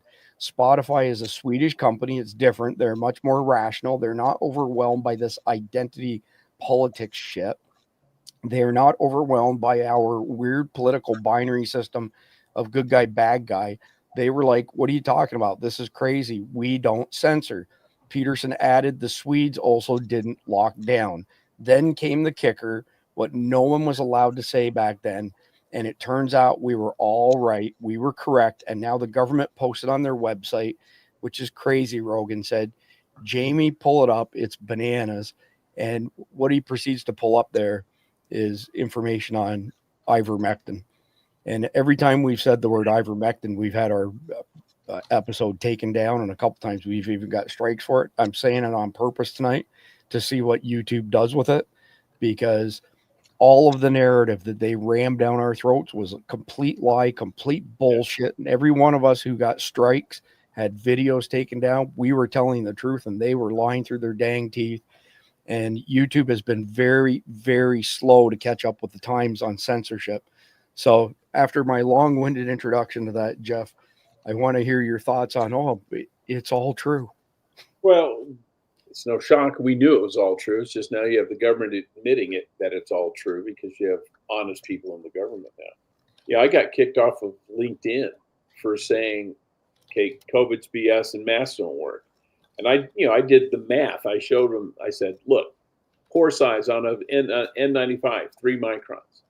Size of a coronavirus, 80 to 120 nanometers. Okay, that means 100 COVID viruses can be holding hands and walk through the smallest pore in an N95 mask. It doesn't stop anything. Well, they kicked me off. Of course, I was 100% right. And they've since come out and said, yeah, masks really don't work. Well, we kind of knew that. So I feel, I would say I feel vindicated, but I never felt unvindicated. I mean, I knew it was true. I wasn't going to change my story no matter what. Yeah, what's crazy about it is it makes me wonder, when the next thing comes, did they learn from this, or are they going to do the same thing over again and try to lock us down and censor us for speaking the truth? Well, it depends on who's the president.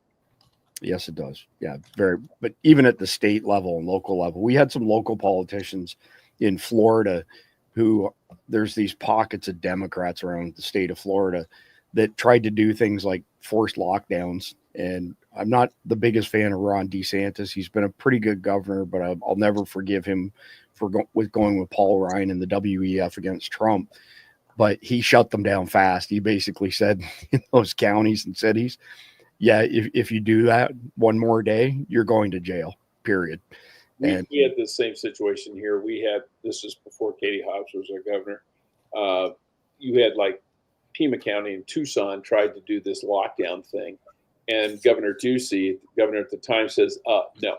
He said, no city or municipality can have restrictions that are greater than those imposed by the state. And the state really didn't have much in the way of restrictions, so it all went up in flames. So this is the basic civics and basic law, right? Whether it's America or Canada or anywhere else, that's a, you know, evolution of British common law, is that federal laws trump state laws, trump county laws, trump city municipal ordinances. Yeah. It's consistent across the board. So Like all the right. military, there's a hierarchy here. Right. So next one up, JD Vance perfectly shuts down the false media smear campaign against Pete Hegseth. 54 seconds, and then this one's yours, Brad. Question on Secretary Pete Hegseth. There's been staffers who've come out saying that he's not fit for the job. Do you still have confidence in the secretary? I have 100% confidence in the secretary. I know the president does, and really the entire team does. It's one of those bizarre things about the Hegseth nomination. From the very beginning, the media seemed to tank it. And when they failed and they got confirmed, they decided they wanted to keep on that effort to destroy Pete Hegseth as the main Secretary of Defense. I think he's doing a great job. I think that he's brought a certain spirit back to the Department of Defense. And if you look at our military recruitment numbers, that's, in my view, the best testament to his leadership of the military is that for the first time in a very long time, we don't have terrible recruitment problems in the Army, the Navy, and the Air Force. That's a great testament to his leadership. And I wish, frankly, the press talked more about that and not about anonymous sourcing from random staffers. Are there any question on? So thoughts on these ongoing attacks against Hegseth, Brad? I'm actually glad it landed on you because Jeff and I discussed it on a previous episode. Oh, thanks, guys, for allowing me to weigh in. Thanks, by the way, for what you guys do. Just, every friggin' night. It's awesome. It's pretty simple. There's the invisible enemy. That's what President Trump talked about 5 years ago. He stood there as he was about to be outgoing, and he said, we are fighting an invisible enemy, right? We don't know if it's in his security services team, in the law enforcement, in the military, in the judicial, and it happened everywhere around the world. So this is the invisible enemy. And then also the counter to this is the merit. Well, look at the merit of the man or the woman in the position leading the charge that's been handed a cabinet level position with what they've been able to accomplish in roughly not even 100 days so far since President Trump's been inaugurated, but look at the time they've had in their confirmation, and I heard a stat, maybe you guys covered this before, but Bondi, and I'm neither here nor there on her, right? She brought in the red flag laws in Florida, but she inherited 113,000 attorneys as the attorney general. Like, just look at what have many of those done for the kids just in the education issue? They're working, some of them were working with those FBI deep staters to go after the parents who stood up at school board meetings and said no to the masks. Not even talking about Peter Loves Peter books. So this is the invisible enemy that I think they need to allow to keep flushing out. And it's disgusting to see that the news still gives this, but that also, those are the stripes. You can see by their actions and by their words who they are. And it's white and black. There's no gray areas here. 100%. All right, Jeff, look at the one you just drew here. You got the winner here. My favorite. Yeah. David Hogg isn't going to cut it as DNC leadership unless they're setting him up to be the fall guy when they lose in the midterms. And this is Reince Priebus, and baits him into defending their mess. Minute 31 seconds. I don't know if I can tolerate the whole minute and 31 seconds, but I'll do my best. Got no message. They've got no movement. They've got no leader. I mean, it doesn't get any worse than that. I mean, you're defending Harvard. You're traveling to El Salvador for MS-13 gang members. But here's the point. You're taking $20 million. If I'm looking at someone, my vice chair of the RNC, taking $20 million for another effort, it's $20 million out of the DNC's pocket. You can't be on the board of the Fishing and Forest Company and on Greenpeace at the same time. There are places for groups to hold the party accountable. I think it's right. Yeah, let me push back against that. This was not an MS-13 gang member, and you damn well know that. Oh, come on. He was not. Okay, and so keep defending this guy. The administration admitted this was wrong. In America, we have due process, and we are a land of law and order. We are a land of law and order. And this administration is repeatedly showing time and time again, they do not care about what the Supreme Court says. They do not care about the rule of law. And you cannot defend sending people to another country. Just did a poll to another country where they don't have Americans rights. think that all illegal immigrants should be deported, by the way. So you're losing your effort. So if you want to try to defend the constitutionality of deporting a illegal immigrant that's here, he took a lot of time to come after me. He's here illegally. The intel community, every intel community agency and the White House say he is a member of MS-13. Hey, Reince. Okay, Reince. All right. So take a run at that one, Jeff. Well, when they elected him vice chair of the DNC, I just said, oh my God, they've jumped the shark. He's an idiot. And part of what they're talking about, the $20 million, he actually wants to take $20 million from the DNC's coffers and use it to primary currently elected Democrat congresspeople. Now, if I'm a congressman, and maybe I'm, oh, heaven forbid, one of the few rare moderate Democrats, because, hey, you know, that's my district and they're not radical, fire-breathing liberals. Okay.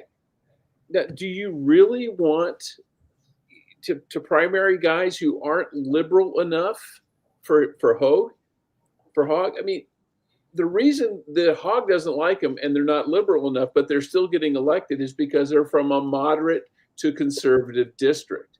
Mm-hmm. Okay, that is the dumbest thing in the world you can do, because what you're basically saying, I mean, these aren't people who are from, you know, San Francisco and are moderates. You know, they're all crazy lefty loons in San Francisco. These are guys who are probably from some suburban district in Texas or something like that. So that's your only chance of winning those districts. You want to primary them? Go ahead. It'll just become a Republican win. Right. So I just pulled up one of the posts from chapter 3, and I'm going to play it right away just because we're on this topic with David Hogg. And this is RFK discussing how teenagers today in America have less testosterone than a 68-year-old man. Spiraling. A teenager today, an American teenager, has less testosterone than a 68-year-old man. Sperm counts are down 50%. Wait, girls are an hitting American puberty 6 years teenager early. has less testosterone than a 60-year-old man? That's right, because the testosterone levels have dropped 50% from historic levels. Yeah. And, you know, and that is a problem. And it's an existential problem. But that is only when we have obesity. That is off the charts. Yeah. Again, when my uncle was president, we had about 11% of kids had obesity. Today, 74% of Americans are obese or overweight. And, you know, in Japan, 3%. So, you know, and that's because they pay attention to what they're feeding kids in school. Yeah, the Japanese are very skinny, except for the sumo wrestlers. Those people, not so skinny. Spiraling. A teenager today. So, Jeff, I'll just wrap up with you on this. The reason I put that up there is because David Hogg, I mean, he's got his arms are like the size of this pen. They're like little pipe cleaners. And he's a soy boy. He's incredible. But I started lamenting this in the 90s. I coined it as the pussification of America. And the poison that's in our food system has absolutely destroyed things. So my question to you is, how the heck are we supposed to have the most lethal military in the world if our men have no testosterone? Well, because you take the only men who actually do have testosterone are joining the Army, the Navy, and the Air Force. That's why recruiting's up. Well, actually, that's a good point, by the way, as far as Hegseth is concerned. The number of people being recruited right now is off the chain, biggest it's been in years. You know, happiness, pride in the job, et cetera, et cetera. All right, next one up is for you, Brad, and I'm going to go through a couple things here so I can frame a question around it. So this is a note from Rapid Innovation. They're one of the tech guys that I follow. So Grok 3 just got a massive upgrade. So that's Elon's AI that's hooked into X as well. Memory Studio and API unlocked. people are building games, legal tools, data visualizations, next level productivity hacks in minutes. Here are 10 mind-blowing things people are doing with Grok right now. So this guy built a Pac-Man clone that's playable in a matter of minutes by instructing Grok what it wanted. This one here, real-time visual assistants like Jarvis, but real. This one is a reasoning test that was done, and I'm not going to read through all of these, but case law benchmark, legal pros are taking notes. I mean, because the AI can parse stuff so quickly and tell you what's right, what's wrong, what you need to argue, what you shouldn't argue. Here's somebody who got all their work done for them. Instant personal analytics, charts, insights done in a matter of minutes. So my question to you, Brad, is this. Does AI pose an existential threat like Skynet in the Terminator movies, or is it all sunshine and rainbows? It's both, and it depends how you use it as it's a tool, right? Like a hammer, like a sword, like a weapon, a pistol, a firearm, right? It depends. And as far as the way I see it, you all remember just a couple of years ago, Saudi Arabia made it into law and declared that artificial intelligence has the same equivalent rights as a human being, a man or woman. Mm-hmm. And shortly after that, Tony Robbins went over and sat down with that AI robot and had a conversation with it. And it was one of the freakiest things. This is pre-pandemic. This is pre-lockdown, right? And here we are now, where it's so challenging to distinguish between truth, fact, and fiction, right? So I really feel this is going to be, it can be an existential threat for sure, if there are not true laws governing its use, just like we have with the Constitution, all the first, second, third, fourth, fifth, all 10th, all the amendments, which are designed for this and will ensure if it's coming from a benevolent side or being used malevolently. Yeah, there was a story not too long ago, Brad, where somebody had taken AI, and it clearly wouldn't be publicly accessible like this, but they fed it a bunch of pictures of kids, and it turned it into child pornography. That's just abhorrent, disgusting. I mean, I think you're right. It could go either way with this, be a great thing or not such a great thing. But anyway, next one up for you, Jeff. Breaking. Houston man who beat an old man with dementia was released on bond, lowered from $1 million to just $20,000. And then he promptly assaulted a woman. 28 seconds. A man beats an elderly victim to the ground for trying to get into his car in December 2023 at La Michicana food store in North Houston. That victim's family says he was simply confused because he has Alzheimer's. The man in the red here is Trayvon Lockridge. He was arrested, but his bond was then lowered and he posted it. And of course he gets out, and he's out, and now he's wanted again. Wanted for aggravated assault with a deadly weapon and a shooting.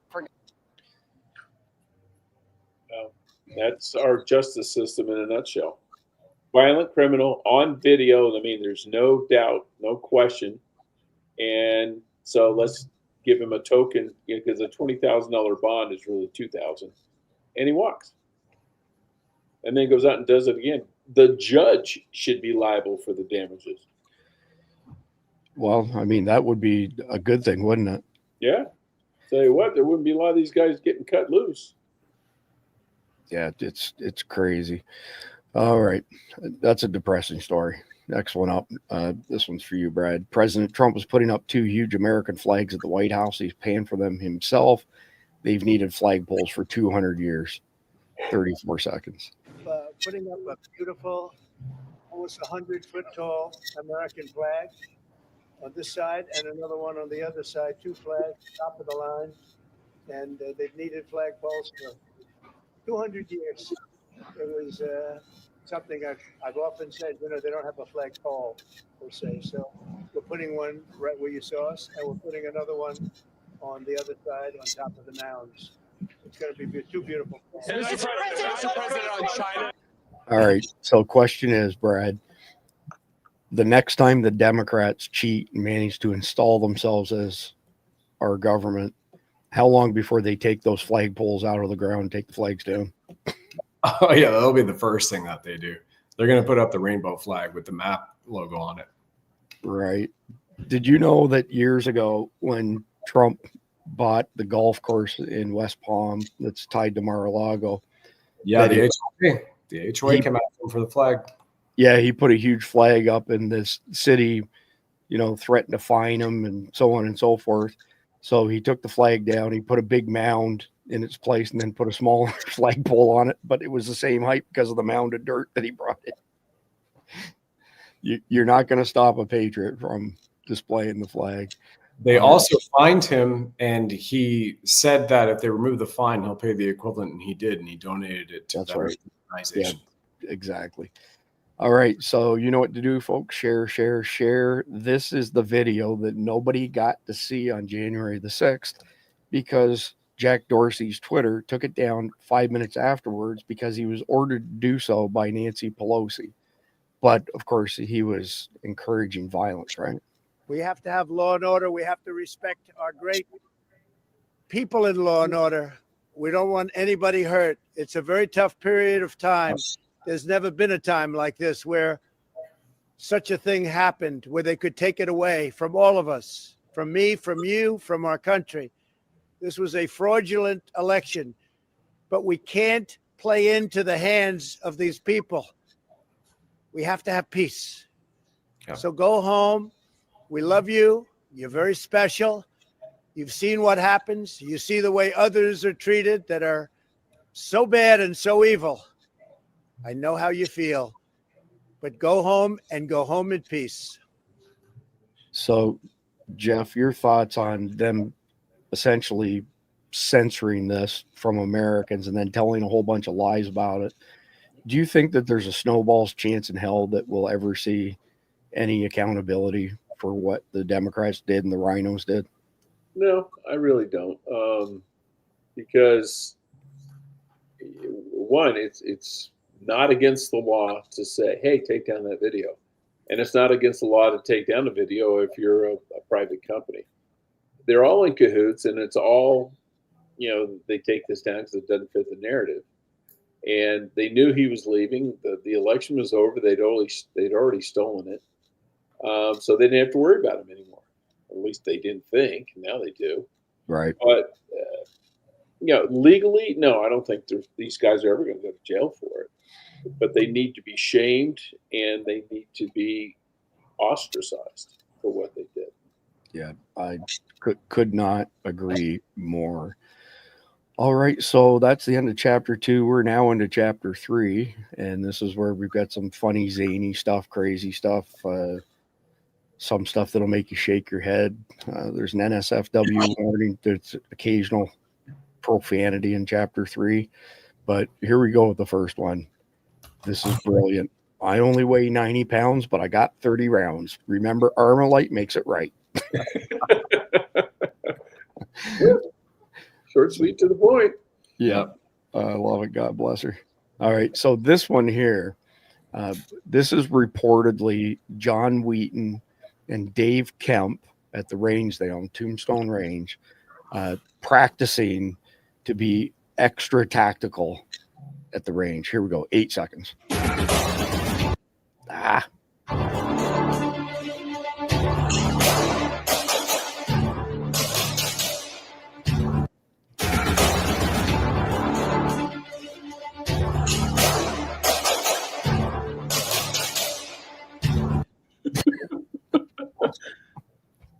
I'm going to tell John you said that, by the way.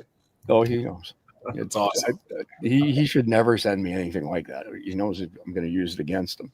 So I don't know if y'all caught yesterday, but at 4 p.m. Eastern time yesterday, RFK outlawed the use of dyes in food. So the Democrats began chugging artificial food dyes to protest it. There it is. Cool. Zoom it in a little bit for you right there. I hope it's loaded with androzine. radium, cadmium, barium, and HEK239, which they love, those demon rats. Too much. All right. So this cat wants to teach you karate. 14 seconds. 在很久以前，仙界有一位与众不同的仙人，不像其他仙人那样整日打坐，而是沉迷于研究各种稀奇古怪的仙术。其中最出名的便是他的独门绝技幻。Splinter 5. Amazing. So, Brad, the all-time funniest story for Chapter 3 happened back in December, and all of us couldn't stop laughing. But this lady tried to steal a Christmas tree, a real Christmas tree, by shoving it up her vagina. And she got it 2 feet into her vagina and then was found in the restroom bleeding out from it. And I'm not going to get into the details, but we had a good laugh at that. But that's what the benchmark is. That's what we're always trying to surpass, is the stolen Christmas tree in the wazoo deal. I don't know if we'll ever be able to pass that. All right, next one up. If Clown World and Dr. Clown World PhD had a child. Yo, the day after my new tattoo, look how swollen it is. Whoa. Allie, you were totally right. It is way swollen, bro. We got to do more touch-ups. This is the first session of the red. And, yeah, dude. Rick, you said... Yeah, I can't listen to that anymore. Can you imagine being so messed up in the head to do this to yourself? And then he'll complain that he can't get a job.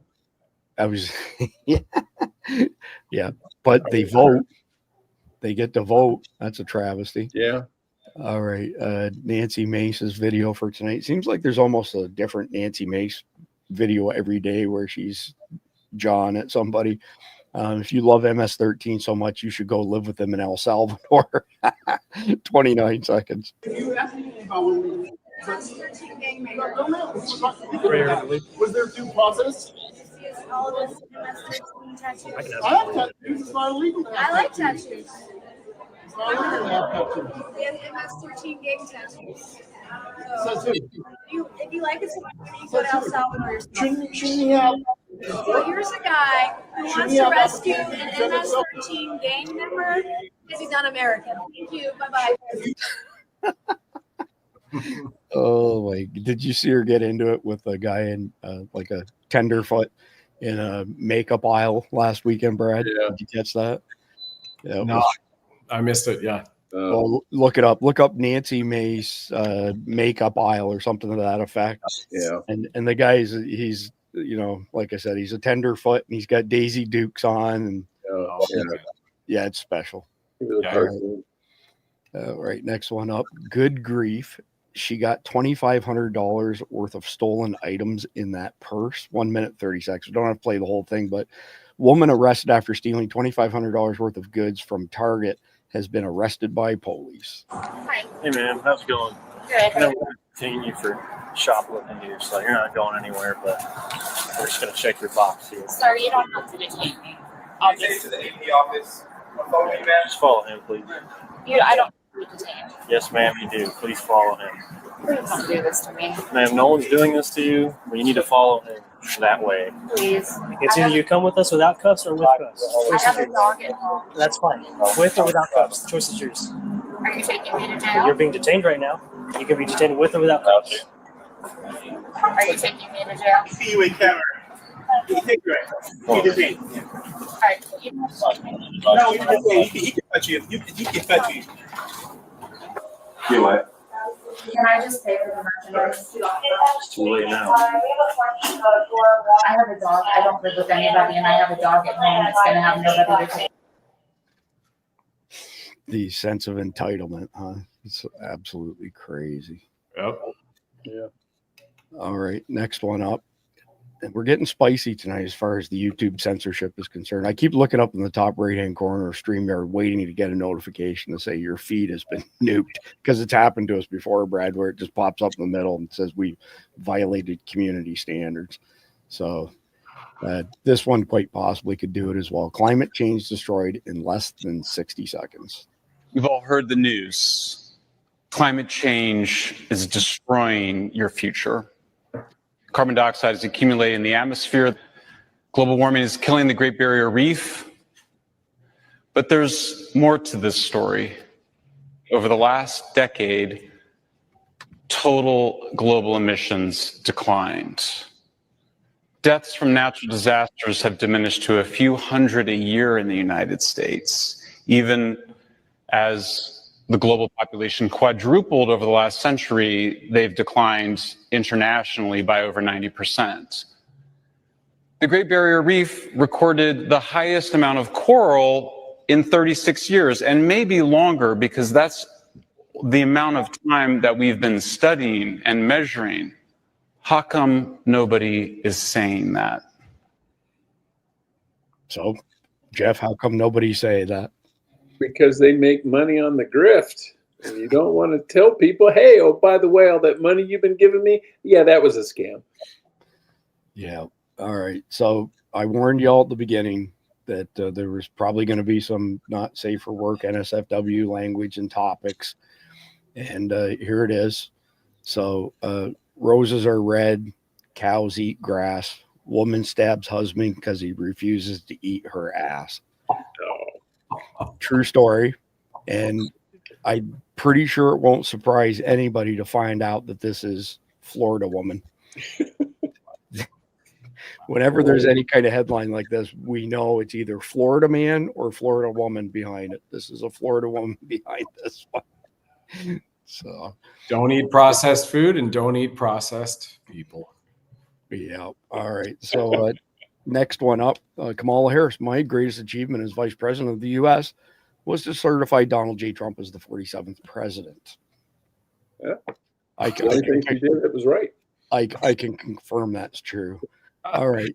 So back to the jerk off senator from Maryland, Senator Chris Van Hollen.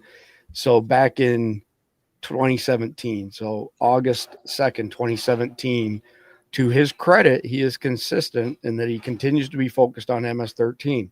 So the post he made on August 2nd, 2017, shame on President Trump for tearing apart hardworking immigrant families. We should be focused on MS-13, not scholarship winners. And now he's got some kind of gay crush on the MS-13 guy who's not an American citizen, and we've covered in length. All right, here we go. We are so lucky Democrats lost the election. Albert Bourla, CEO of Pfizer, promotes ingestible chip for compliance to ensure patients are taking their required meds 34 seconds. FDA approved the first electronic pill, if I can call it like that. So it is basically biological chip that it is in the tablet. And once you take the tablet and it goes into your stomach, sends a signal that you took the tablet. So imagine the applications of that, compliance. The insurance companies to know that the medicines that patients should take, they do take them. It is fascinating what happens in this field. I don't know if either one you want. Yeah, no. That unbelievable. And here you go. Meet the leader of the judicial coup, Justice Roberts. So we're going to be doing an episode, not an article, next week on his relationship with Norm Eisen, who was an Obama bum buddy. And him and John Roberts are like two peas in a pod. And it explains a whole lot of crazy stuff that this guy's done. The court system is in, you want a constitutional crisis? The constitutional crisis is the state of our courts right now. Yeah, it really is. Just to put a fine point on it. All right. So from the party who can't say what a woman is, Al Gore's comparison of Trump's second term to Nazi Germany is a grotesque overreach. 34 seconds of this moron. The scale and scope of ongoing attacks on liberty are literally unprecedented. I understand very well why it is wrong to compare Adolf Hitler's Third Reich to any other movement. It was uniquely evil, full stop. But there are important lessons from the history of that emergent evil, and here's one that I regard as essential. The first step in that nation's descent into hell was, and I quote, the conversion of all questions of truth into questions of power. You want to comment on that at all, Jeff? Yeah, so this is a guy who's now worth $300 million by lying about climate change. And he has the gall to accuse anybody else of converting truth into power. It's bad. It's really, really bad. Such a hypocrite. I have a question too. Like, why does he look so close to being like Soros? Is he another son of Soros, you think, at this moment, or is he just trying to struggle not to shapeshift? My guess would be that he's trying to think of the right. I'm not. You know what? I'm going to pass on it because I don't want to get sued. That's what I was fixing to say there. All right, we're almost down to the end of chapter 3. We've got 3 short ones left. So, as a call on Jesus, city bus burst into flames, which then triggered a massive explosion. Nobody was injured in this, but it's pretty crazy. This was in Shreveport, by the way. Oh, jeez.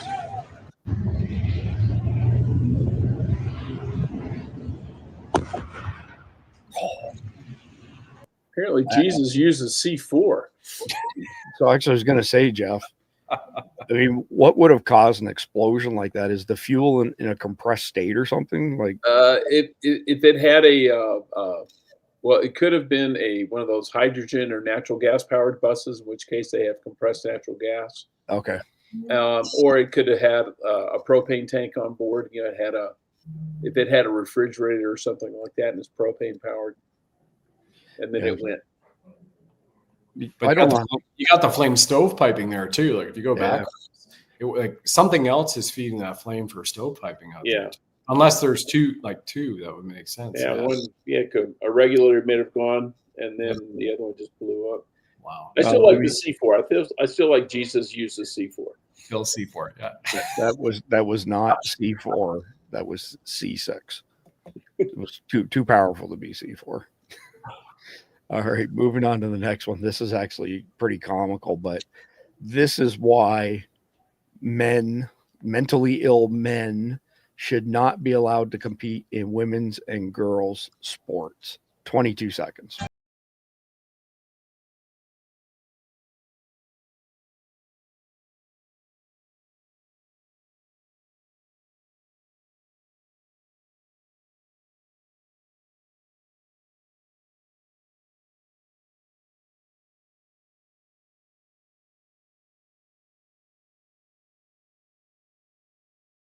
Maximum 5 minutes after we end tonight's episode that I'm going to get a copyright infringement for that bunch of clowns.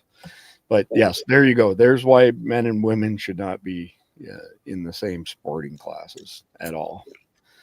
All right, next one up. This one's pretty badass, actually. So Atlanta dog fights 13 coyotes attacking his sheep, kills 8 on the spot, goes missing 4 days, comes home after killing the remaining 5. Hats off. 16-second video. Immortal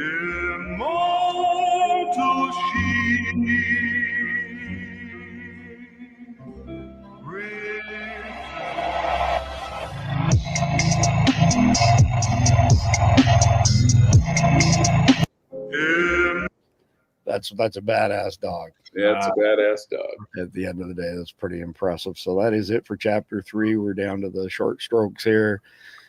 Quick reminder, Patreon or Substack Guardian memberships, $9.99 a month or $95 a year. You get 2.5 months for free, and you get access to our Signal chat, which is just insanely busy. Brad, what do you think of the volume of messages in our Signal chat?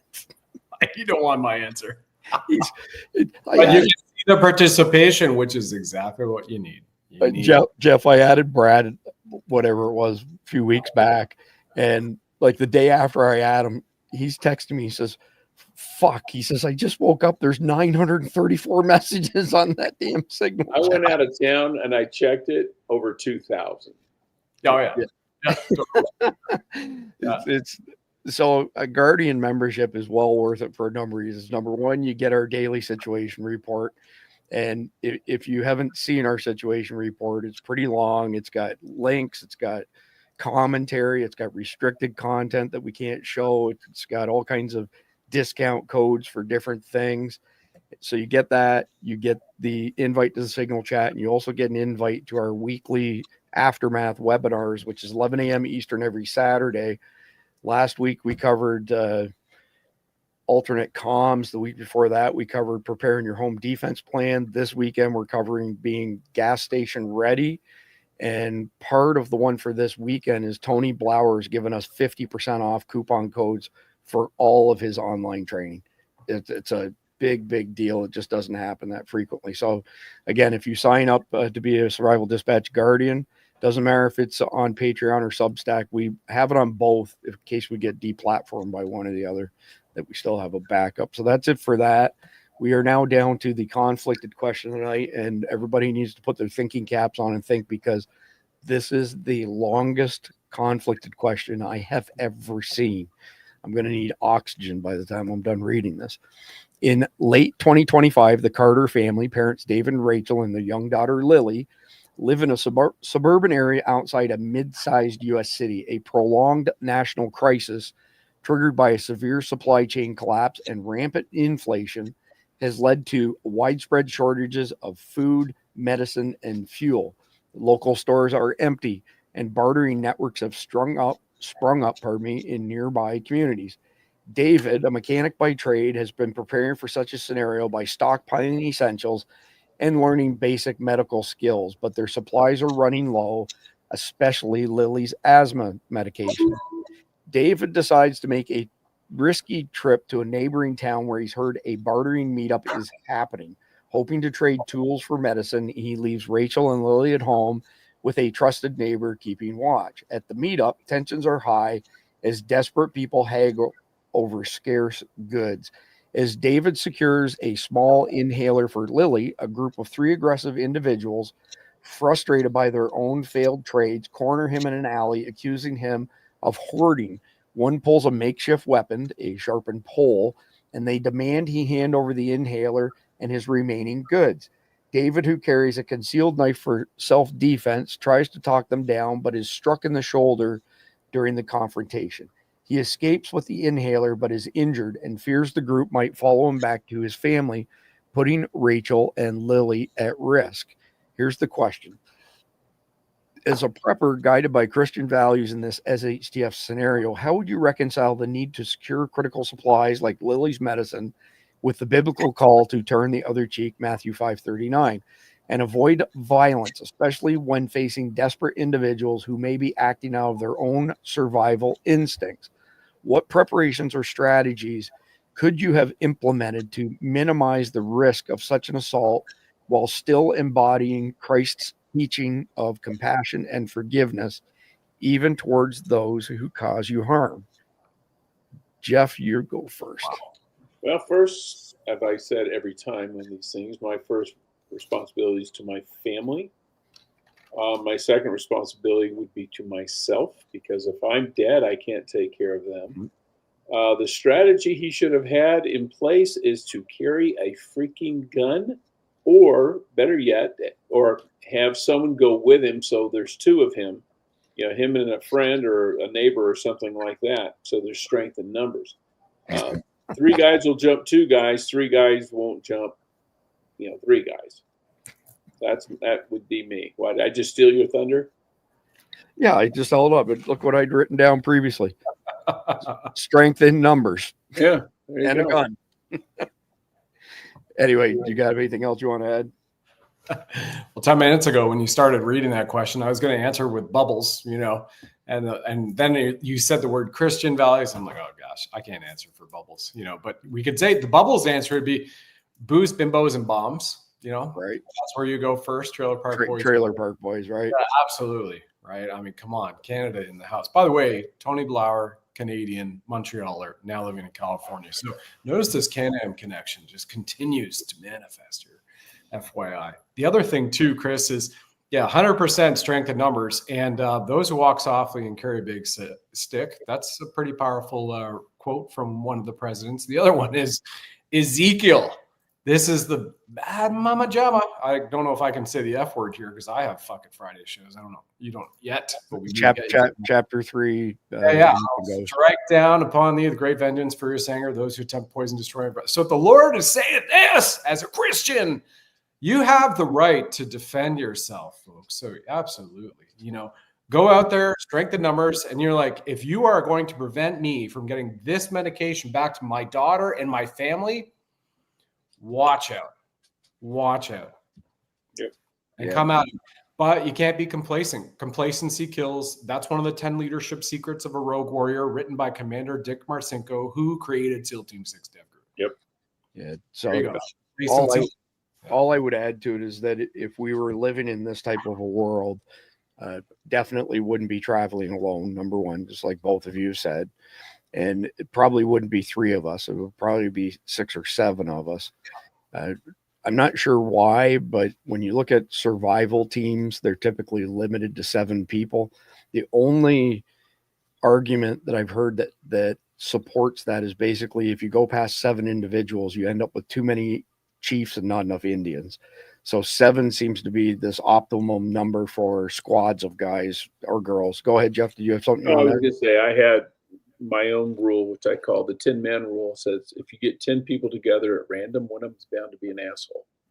There you go. That's why juries get hung 11 to 1 all the time. Interesting. Yeah, good point. Thank you for mentioning that. So there would be 6 or 7 of us because that seems to be an optimum number. We would be very well armed, not with knives, and we would not be going down an alley where we could be trapped or ambushed. No. I think that was a stupid mistake on his part. And then on top of which, if this guy's supposedly a prepper, why didn't he prep meds for his daughter and his whole family for that matter? I mean, why didn't he prep a pistol? But there's Jace cases sitting right behind me. I don't get any greater discount than anybody else does. If you use the code, I think it's just Survival Dispatch, you get $10 off a $400 order. But we buy them and we stockpile them so that if and when the shit hits the fan, somebody needs a Z pack, somebody needs some other antibiotics, somebody needs whatever. We've got this stash of prescription drugs. And I would think if somebody's life depended on having an inhaler, that you would be stockpiling that stuff. So that's just my 2 cents on that matter. Let's see. Tomorrow's Thursday night. John will be filling in for me tomorrow night because I took Tuesday night off of his hands. And then Friday night, I will be back with Lieutenant Dan, very good friend of mine, kick-ass story. He was a developer at Activision. They asked him to be the lead developer for Call of Duty. He said, no, I can't do that because I've never been a soldier and I won't do the game justice. Over the next 10 years, he enlisted, became a spec ops guy, and also became a professional MMA fighter. And there was a lot of craziness going on in his family life, which I'll let him describe on Friday night. But almost to the day, 10 years later, he went back to Activision and he said, if y'all want to hire me back, I'm ready to be the lead developer on Call of Duty. And they did. And he did that, which is super impressive. Right now, one of the primary reasons I asked him to come on is we've been harping on about drones for 3.5 years now at Survival Dispatch and the risk that is presented by them to us. People flying into open air venues, dropping aerosolized fentanyl, all kinds of stuff like that. Well, it will make you happy to know that Dan and his team is working on software that makes our drones 100% autonomous. So if somebody cuts off the GPS, somebody cuts off the RF, it doesn't matter. These drones are capable of thinking on their own and delivering lethal force to our enemies. But who knows? Maybe we're into Skynet stuff again. But we'll get the lowdown from Dan on that on Friday. It's pretty interesting stuff. Other than that, that's it. We're done for tonight. Please like, share, comment, subscribe. Go follow Brad. God bless America. And enjoy tonight's video. I forgot the name of it now, Good and Evil, and it's very suiting to this point in time. Adios. Adios. Right now, we are in the midst of a supernatural war. This is a war between light and darkness. It's a war between good and evil. It's a war between Christ and Antichrist, with demonic forces highly organized. totally ruthless, committed to destroying you. And that those demon powers will attack your mind and attack your body and attack your marriage and attack your finances and attack your children and attack your relationships and attack your church. Put on the whole armor of God and stand beside me and take the word of the holiness of the Father. Fight the good fight of faith. Resist the devil and he will flee from you. He says then you need a breastplate called righteousness. But he doesn't stop there. He says you need something for your feet. They better be shod with the preparation of the gospel of peace. Then he says you need a shield, and it's called faith. He says in verse 17 you need a helmet. You need something to guard your mind. You need a helmet called salvation, and you need a sword of the Spirit, which is the word of God. And while most people stop there, the Apostle Paul does not. He said even though these 6 things are important, you need one more thing. In verse 18 he says, and pray. For those of you who name the name of Christ, stop allowing Satan and his demonic goons to destroy your marriage. Put on the whole armor of God and fight back. Quit allowing him to attack your health. The Bible says by his stripes we are healed. Quit allowing him to attack your finances. The Bible says God will rebuke the devourer for your sake. He will make him give it back to you sevenfold. Stop allowing the devil to rob you of your peace, because Jesus Christ is the Prince of Peace. Stop allowing Satan to rob you of your joy. In his presence is the fullness of joy. In nothing be not terrified by your adversary. In nothing be not terrified by your adversary. The Bible says you shall know the truth, and the truth shall set you free. Jesus said, I am the way, I am the truth, I am the life. The truth is not something. The truth is someone. That someone is Jesus Christ. And when you know him, you have the truth, and you walk in the truth, and you joy in the truth, and you rejoice with truth that is unspeakable and unshakable, because Christ is the solid rock, the cornerstone, precious and elect in Zion. He's not trying to be truth. He is the truth.